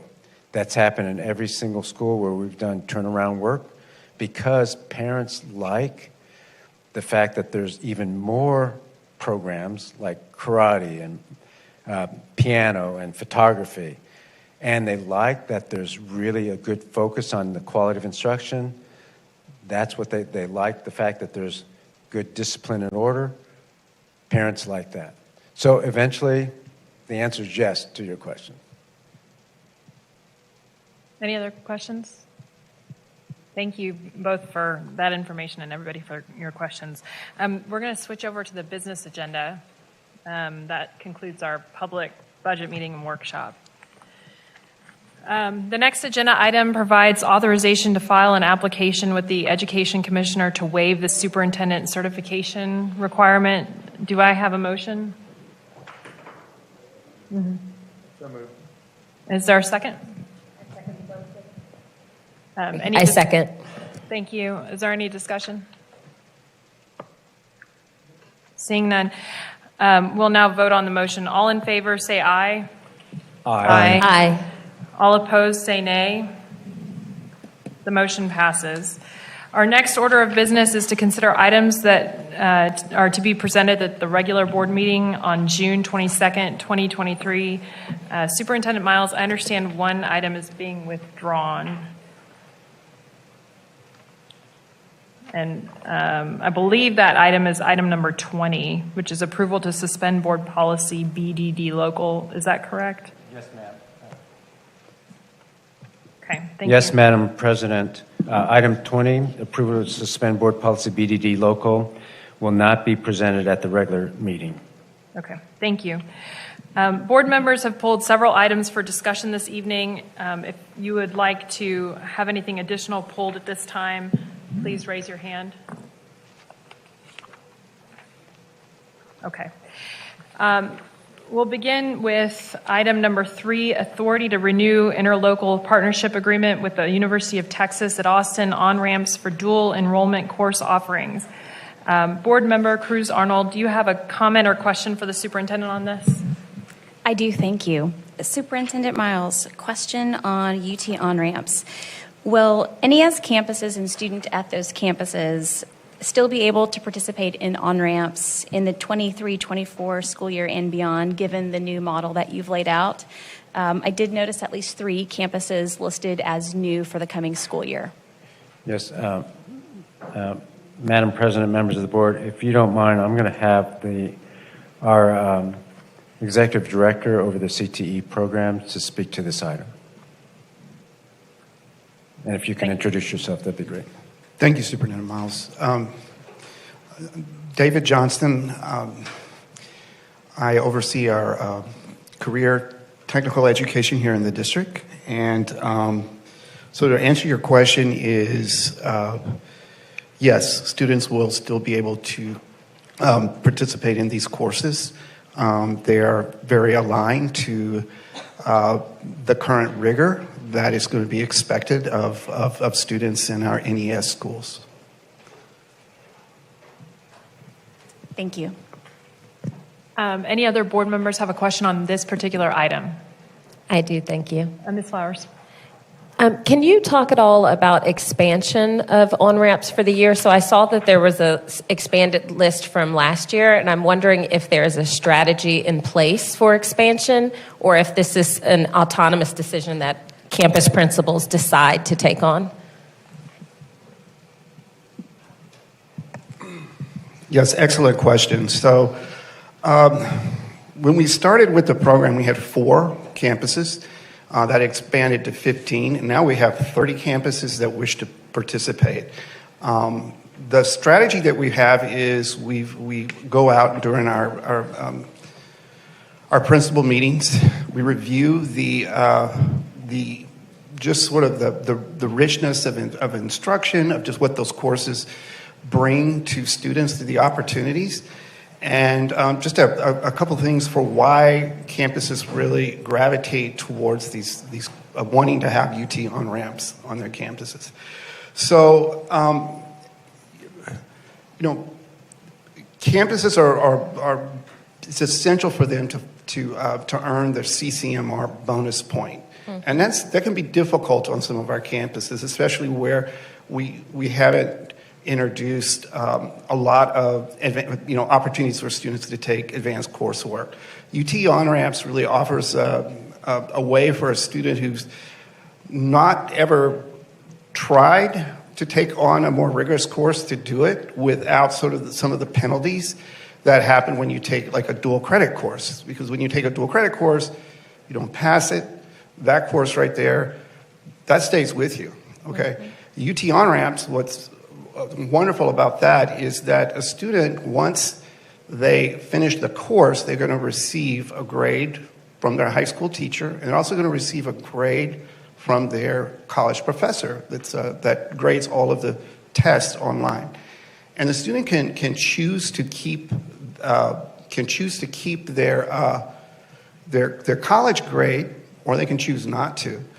And so once that our campus principals sort of understand that this is just a great way to really increase the number of offerings, campuses really have come to us to want to provide that. And especially areas like in STEM, we've had great success in courses such as chemistry and physics, where we've struggled. Other things that really help campuses is that when we do like dual credit, and this is no cut on dual credit, but it can be challenging at times for us to staff it, because the teacher has to hit the same requirements that they have to teach at a college, a master's and a background in that subject area. So we can just tap our own teachers that we have, and they can just a current teacher that's in the classroom is able to teach the course, but then of course all of the coursework for UT on-ramps is graded by a professor. Thank you. And are the teachers stipended for this work, or? No, not at this time. Thank you. Mr. Ravon? Thank you. This is currently a ESSER-funded program, correct? Yes, that's correct. And we have ongoing costs, is that correct? Yes, we do. And do we have a funding model for the future that does not include ESSER funding? Well, I'm going to defer to the superintendent on that one, but I am going to, one of the things that has just been passed is a HB 8, which just passed this past legislative session. And what this is going to allow us to do is to receive a reduced cost for the course, which is it's a subsidy that the state provides. The state provides that for AP testing. It brings AP testing down from over $100 for students that are disadvantaged down to $39. We currently cover that out of general ESSER funds. So we're hoping to see a reduction in cost. Right now, the course is $149 for non-free and reduced, and it is $99 for students on free or reduced lunch. Now, just to put that in kind of a perspective, I mean, we spend on dual credit textbooks $600,000 a year. So there's cost, AP test, there's a cost. So UT on-ramps, it's really, like I say, it's excellent return on investment for the opportunities for students to take advanced coursework. Madam President, if I may. So considering long-term the CTE costs or CTE programs, in the Destination 2035 plan, one of the things we want to do is prepare kids for the year 2035. And at the high school level, that means offering more career tech education and even some different ones like dealing with AI in the future. So there's no intent and will be no intent to reduce CTE offerings. And if we have to spend more money to provide for cost-effective programs like the one that's been described, then we'll do that. Any other questions on this item? Okay. Just one follow-up. Oh, sorry, go ahead. And so currently, I don't have any facts and figures related to the enrollment for teachers or students. Will you provide metrics for us to track performance in the future? Yes, sir, we will. And one of the things that we are going to be able to provide is when this item comes up for review each year, it's, we're still waiting to get the final exam scores from the courses. But what we can do is we can track where the students are at midpoint. And we can give you that figure so that you can sort of see a sort of a projection on the impact of that. Okay. Thank you. Any other questions on this item? Okay. Next, we'll discuss item number 4, approval of 2022-2023 remote homebound instruction for eligible special and regular education students. Ms. Cruz-Arnold, I believe you had a comment or question. Yes, thank you. How and or will does this waiver help us meet the exit criteria regarding special education compliance? I'm sorry, can you ask the question again? Sure. Will and or how does this waiver help us meet the exit criteria regarding special education compliance? Yeah, so there's a number of programs that we will be working with in special education. And as you saw on the previous slides, it involves a number of areas that might have to be adjusted in order to provide special education services at a higher degree. We are putting 20% of our principal's evaluation is tied to special education. We are raising salaries. We are changing the level of supports. We're pushing it to the field. So some of that will adjust to the positive, and that's how we support that's how we exit special education criteria to get out of intervention. I want to say right now, though, that the footnote is it's going to take a number of years to do all the things we need to do for special education. I talked about some of it tonight, but that's just the tip of the iceberg as to what we have to do. So I hope the board sees that we're going to do a lot more for our special education students.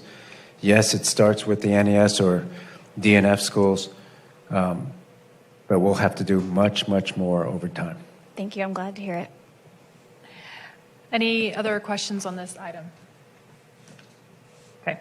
Our next item for discussion is number 18, acceptance of federal funds from the Texas Education Agency through the Every Student Succeeds Consolidated Federal Grant Application, Perkins 5, Strengthening Career and Technical Education for the 21st Century Grant Application, and the Special Education Consolidated Grant Application for the 2023-2024 school year in support of district-wide and school-specific programs, and authorization to negotiate and amend grants. Board Member Cruz, you're recognized for a comment or question. It was already answered in the presentation. Thank you. Thank you. Any other questions on this item number 18? Next, we'll discuss item number 19, approval of the 2023-2024 recommended budget. Board Member Lamont Flowers, we'll start with you, please. Any other board members with questions can join afterwards. Ms. Flowers? Superintendent Miles, I think it was priority number 7, the $19,700,000 for the NES school model. I'm wondering about wraparound services, extracurricular, health, wellness. There's been lots of curiosities about the focus in the NES schools. Can you talk a little bit outside of the reading and math instruction, which of course is the priority, what other things might be going on in those schools? Yeah, so several things related to SEL. First, we're offering a number of programs outside of reading, writing, math, science. Every student, of course, will have their hour of elective. On top of that, they will also have programming. We call it the DIAD program, twice a week. And those are additional programs like I said earlier, martial arts, karate, piano, dance, photography, things like that. So students in the NES schools will get more than the regular number of electives. SEL and wraparound service will continue as they have this year.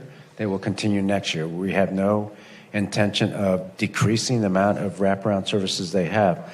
In fact, we're trying to create 6 Sunrise Centers that will be open hopefully by November 1st. These are centers for our students who are most traumatized or have the most need for health services. Obviously, they will get services at the campus to the extent that we can with school psychologists or social workers.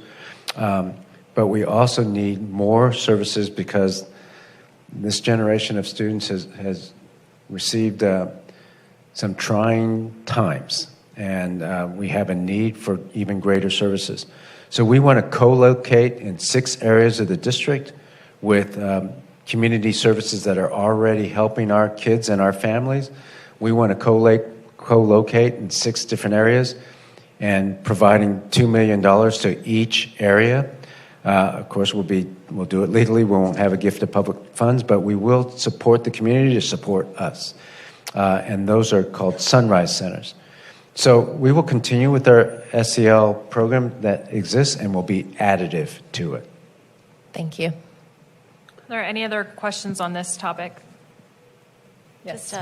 Just a follow on to that question, thank you, around the dyad approach. The wondering I have is around the electives that you've mentioned, where those may align to fine arts experiences that would be most often, let's say, taught by a teacher, a fine arts teacher. Mm-hmm. What is your vision for fine arts teachers in our NES schools? Mm-hmm. So let me say first, yes, reading, writing, math, science is important.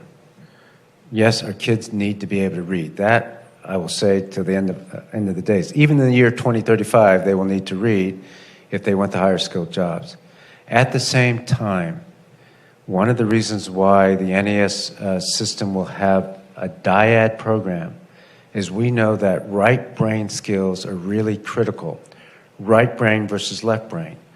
Left brain is anything that can be performed by a computer, a spreadsheet. Right brain are those that emphasize the creative side. And it's the right brain where we have an advantage and that we need to make sure that our kids explore and expand. And we need to expand their interest in that area of their life also. So performance arts, fine arts, dance, photography, theater, those sorts of things that grow our right side, that's an important part of the year 2035 competencies. So we will continue to invest in that. That's why we'll be investing more than your regular your specials and electives, which are important. And you'll see nowhere where we cut back on electives or specials for the lower grades, but we're going to add to it. So fine arts, love the fine arts, the performance arts schools, those that have that going for them, we're going to continue. I'm sure there's going to be a question about the magnet programs, and maybe I'll wait till that to talk about that in the NES schools. Are there any other questions on this item? No? Okay. Next, we'll discuss item number 21, approval to temporarily suspend certain portions of board policy DC local employment practices.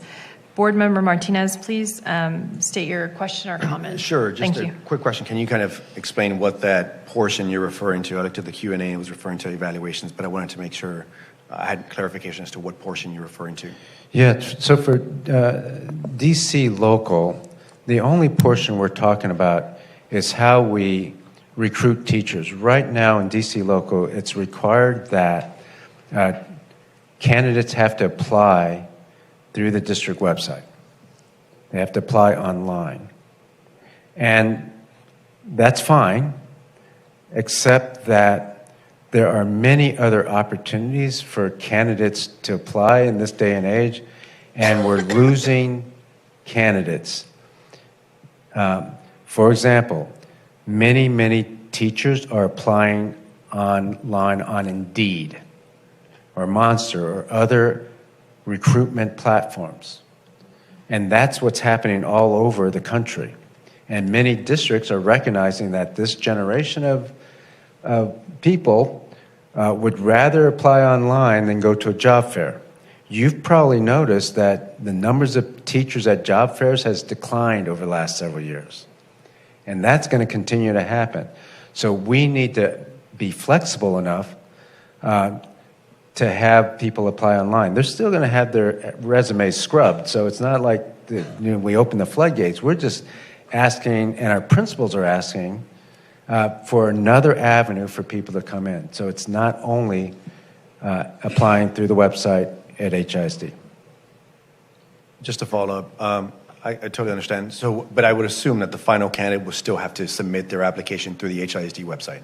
So there's certain records and processes and background checks, so they still have to do things online, but it's just the initial application that we're talking about so that we get more candidates in the door. Thank you. Any other questions on this topic? Next, we'll discuss item 23, approval to temporarily suspend board policy DNB local performance appraisal, evaluation of campus administrators. Board member Cruz Arnold, do you have a question or comment that you'd like to present? No. Are there any other comments or questions on item 23? Next, we'll discuss item 24, approval to temporarily suspend board policy EHBJ local special programs, innovative and magnet programs. There have been a number of folks who have called for this to be discussed, so I'll just open it to whoever identifies himself with a question. Sure, I'll start. Mr. Martinez. Thank you. And I assume that this might be the most lively conversation we have tonight. So my immediate concern with this ask is that we have, and I don't have the numbers, so if somebody has the numbers, number of students that are out of zone who selected a school within NES. As we know, the magnet application kind of phase one deadline has passed. What options are we presenting to those parents who no longer have that magnet or will no longer have that magnet option in their particular area? Do we have the number of students, and then what are options for them? Yes, and if we haven't provided it in your work packet, we do have that information. And let me address the question a little bit differently, because there's an assumption there that those parents won't receive similar magnet options.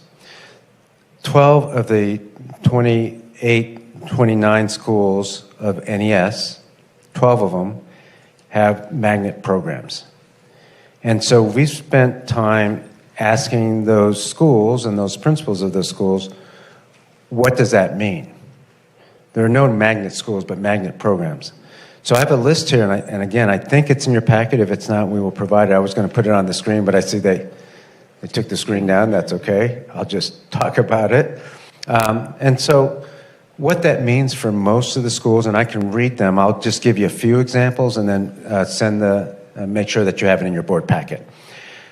So, for example, at Atherton Elementary, what the magnet program at Atherton Elementary is dance, band, choir, and piano.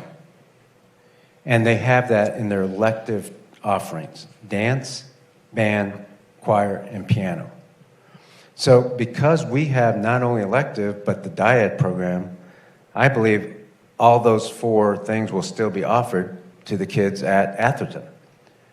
We can accommodate those programs through the electives and the dyad program. In fact, kids will probably get more than that or have to be able to choose more than that. At Berry Elementary, it's a STEAM magnet program, and that includes 2 courses for the elementary kids. Environmental science and environmental art. So we can offer environmental science during science. So the kids who are already environmental science, they will get environmental science. So that won't change. And we are trying to find out what environmental art means. But I'm sure we can accommodate environmental art in the dyad program. At at Bruce Elementary, they have guitar and dance. That's their magnet program, guitar and dance. And I understand, I mean, there are people who chose Bruce because they want their kids to play the guitar. We're going to be able to do guitar and dance at Bruce because not only will they have electives, but they will have dyad, and we will keep those two and more. And again, I can go down the line. I don't think there's any that we can't accommodate. The reason for bringing the suspension is because the policy reads that if there's a change to any of them, we have to bring it to the board every time. And so you can see, while we're still going to offer guitar, it may be on Monday, Wednesday, Friday, or Tuesday, Thursday, or 90 minutes instead of an hour for 3 times a week, so that the kids still get guitar, but it may be shifted in the schedule because the schedule, is variable. So that's why it says any change. Well, there may be a change because we're doing science of reading, we're doing all these other things, but we will still be able to accommodate those programs. So I think, there's some anxiety, and that anxiety breeds misinformation, and that's okay. That's totally understandable, and hopefully we can get the word out. I have a meeting with the NES principals on Tuesday, and by the way, we've had several meetings with them, but I have a meeting with them on Tuesday, and we're going to talk about how once the schedules are finalized, we need to make sure that we work with them to ensure that the magnet programs continue to be offered. Again, I don't think there's any that we can't, but I want to make sure we work with them before we even say that can't be offered. Thank you for the information. Just a follow-up question. So for those parents who signed up out of zone, does that mean that those kids can continue to go to those schools despite the fact that they don't have a formal magnet program? That's correct. If they have signed up for a school in the NES zone, those magnet programs will continue, so they should continue to go to that, and they can enroll in that school. Thank you. Any other questions on this topic? Superintendent Miles, as you know more about how they adjust the magnet program, is there a way that we can get a follow-up, just kind of confirmation, or on this one campus we had to move things around, just so that we get a sense? Yeah, you're acting like me, because we try to follow up on everything we say we're going to do, or any goal or metric we set. So the answer is yes, for sure. We will report out again just prior to school and after school starts, if that's okay, and we can put that on the agenda for a follow-up. Any other questions? Ms. Cruz Arnold?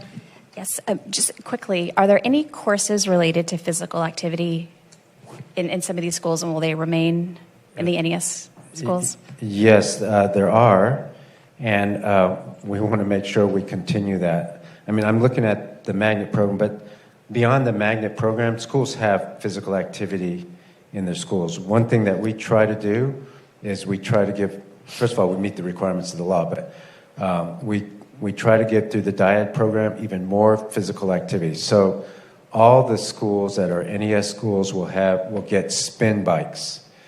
So stationary bikes, and they will have an opportunity to do spin class and other fitness activities.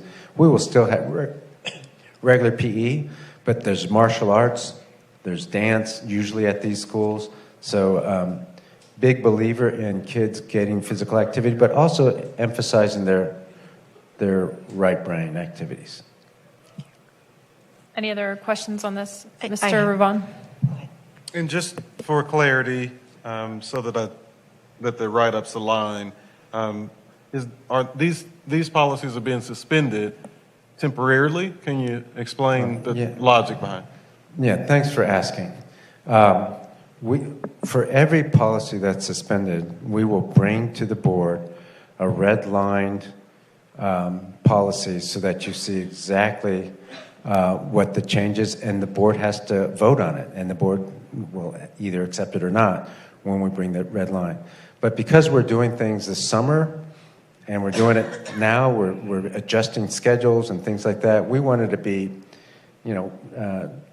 crystal clear that we're trying not to violate board policy. We're trying to adjust them as the board sees fit over time.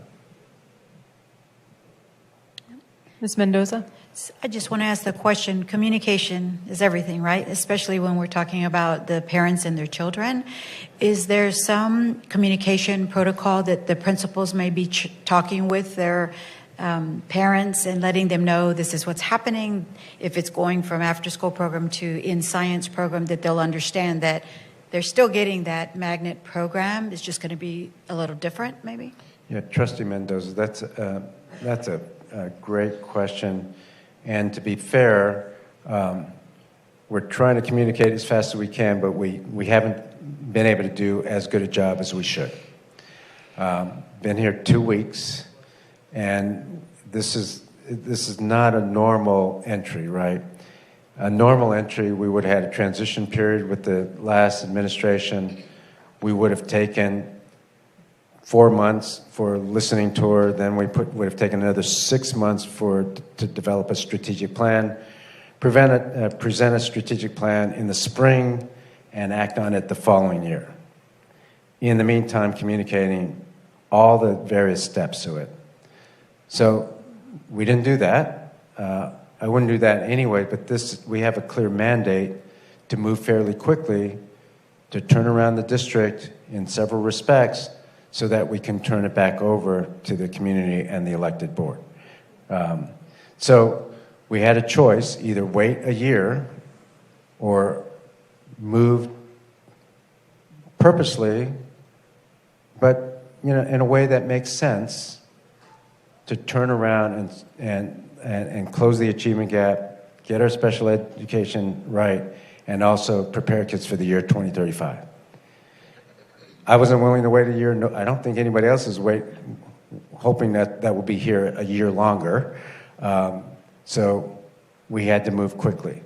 We could have waited to July and August, but then some of those folks who did not get a position or do not get jobs, then it's right before school year. That's not a good way to treat people right before the school year starts. So that's why we're doing this fast. Having said that, you're absolutely right. We've got to do more communicating. You saw that slide. It's not like we've not been talking to people. I've had lots of meetings, lots of media availabilities. There's one after this, I think, after this meeting, and we're going to do that for the next couple weeks. Today, there was a group of people from KHOU outside. I went out there and talked to them. So there's a lot of conversation we got to have. We're already setting up meetings in the community. So our task is to do an even better job, especially with the community members, to explain this. Because I think once people hear that, no, we're not charterizing, no, we're not closing schools, I think once they hear that, no, all the magnet programs are not going away, I think then there'd be less anxiety and then more time to actually hear what we're actually doing. And I appreciate that. And if I can follow up, just a lot of the comments today that we were able to hear are about family and about that's where we take our children and we drop them off. And I think getting that communication from their principal is going to maybe help with some of that anxiety and understand that this is what's happening.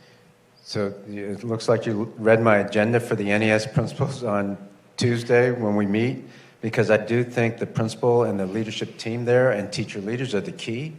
And so if they can, explain some of the things that are happening, I think we will lower the anxiety. And I'm glad to have this opportunity. Thank you for, at this board meeting also, if people are listening, they get to hear more information. And yes, it was good to hear the public comments. You got to hear them this week. So I'm listening too. Any other questions on this topic? Ms. Garza-Lindner. Thank you. Just a clarification, I think, from my previous question related to the programs for, let's say, for fine arts, these magnet programs we're talking about. What would be the level of, let's say, how you measure quality of instruction for these programs? And will that, how will you ensure that we at least meet and move towards exceeding the level of quality for instruction for these programs? Yeah, that's a really good question. So you know that on achievement, it's that we can assess reading ability, and we need to, of a child. And that is one measure of the quality of instruction. The biggest measure is not the STAR exams or the test results. The biggest measure is the quality of instruction in the classroom. And so for a fine arts program, it's two things. The two biggest things are, one, the quality of instruction. So even if you teach dance, the question is, are you engaging all kids? Are kids learning dance? So there are criteria for dance as well as there are for reading. The second thing is, in the teacher evaluation system, teachers will set goals for how they think kids should be improving. So a dance teacher would come up with some metrics that they set for the movements that they want to teach their kids, for example, or the various things that are required in ballet or whatever the dance program is. Or if you're teaching guitar, what are the chords that kids need to learn? So they would set that because they're the expert, and then that will be progress monitored. So that way we ensure that kids are not just going in with an instructor that is not attending to their skill. And so it's called SLOs, Student Learning Objectives. More to come on that, but that's how. One more thing, sorry, is Yes, ma'am. would you, what is your vision for, let's say, how those arts experiences would be integrated into their overall, curriculum to help achieve the outcomes we want to see? Yeah, thanks for asking. So I haven't had a chance to really explain the long-term goal. That's what you're asking me right now, and we'll do more next week. But really, it's year 2035 competencies. What that means, it's not just reading, writing, math, and science. I understand that people think it's just going to be that, the STAR exam. The STAR is one piece. Year 2035 competencies means that kids need to understand information literacy, communication, problem solving, learning how to learn, critical thinking. Those are not on the STAR exam, and yet we are going to try to grow that. Another piece of that is the right brain we're talking about, so other things besides left brain, logical, sequential things for kids. And then another piece of that is experiences. So, for example, I think about how kids learn. And it's not just what they can get in a text. It's not just a test. It's also experiences, like all of us. So kids in the NES schools, for example, this year, if they pass certain eligibility requirements, 8th graders will go out of country. They'll travel. The kids that we have in the network I came from, when they traveled, when they got their passport for the first time, that in and of itself was an experience. That's not a testable subject. That's not a reading test. That's an experience that will guide them. And then when they came back from Japan and the pictures and the stories, it was just a great learning experience. Our 7th graders went to Washington, D.C. And so here, too, we're going to take kids on trips because that's an experience. We're also going to do other things like photography or museum trips or things like that some of the more resource families can afford to do. I think about my own kids. If you give me just a minute more, I know I'm going long, but I think about my own kids. I'm not rich, but I have means. And so my wife and I, with our kids, we were able to give them a lot of things outside of school. For example, my youngest son, Anthony, who's now 21, he has a piano. He played the piano. He had piano lessons when he was 6. Then he got a piano. Then he got a keyboard synthesizer. I don't even know all the names of these things. He had saxophone lessons. He had marching band. He got to go to soccer clubs. He was in karate. Now he's a black belt. He got to travel. He went to several different states. He got to, eat at nice restaurants. He has a passport. He has all these things that hopefully we can give. We can't replicate what wealthy people can do for their kids, but we can get close on the experiences. That's provided my son an education over and above the reading, writing, math that he got in classrooms. So that's the goal, is to prepare kids for year 2035, not just be able to read. Don't get me wrong. Reading is important even in that year 2035, so we have to do that well. But these other things are important too. Any other questions from the board? Yes, please. Yes, ma'am. So, Superintendent, we've been hearing that the need for the suspension of this policy is to provide administration with the flexibility to make the changes timely. Modifications to schedules, funding, and enhance enrichment. And what we're hearing and what I keep hearing is this qualifier in most cases, or we believe. That's not very definitive, so I'm wondering, how do we get to that, this will enhance, schools will receive? How do we get there? Yeah, thanks for the question, and it's very similar to Trustee Flowers' question, and that is, the only reason why I'm qualifying is because every school, every principal has some specific criteria for what it looks like. And I want to make sure that we talk to people on the field to make sure I'm not misstating. I think I told you tonight, I'm on record, that I think most of those programs would be easily adaptable to the NES schedule. That's what I believe. The only reason why I can't say for sure is because I got to have a face-to-face with the principal, or the team does, to make sure that that's a true statement. And so let's do that first, because if we cut it from 6 hours of piano a week to 5 hours of piano a week, that's a change, and that might be that may not be such a huge change, but it'll be a change. Or if the reverse, we give more time to guitar than they have now, that's also a change, even though it's a change to the positive. So I owe you, it's just what you were saying, Trustee, an answer before the school year starts, what exactly has changed. And then after the school year starts, if anything has changed. So that's the only reason for the qualifier, but you're right to point that out. And so, kind of a follow-up question, when we talk about changes or amending this policy, because ultimately we're suspending it for you all to do an evaluation, you'll get with the principals, and then we will amend this policy August timeframe.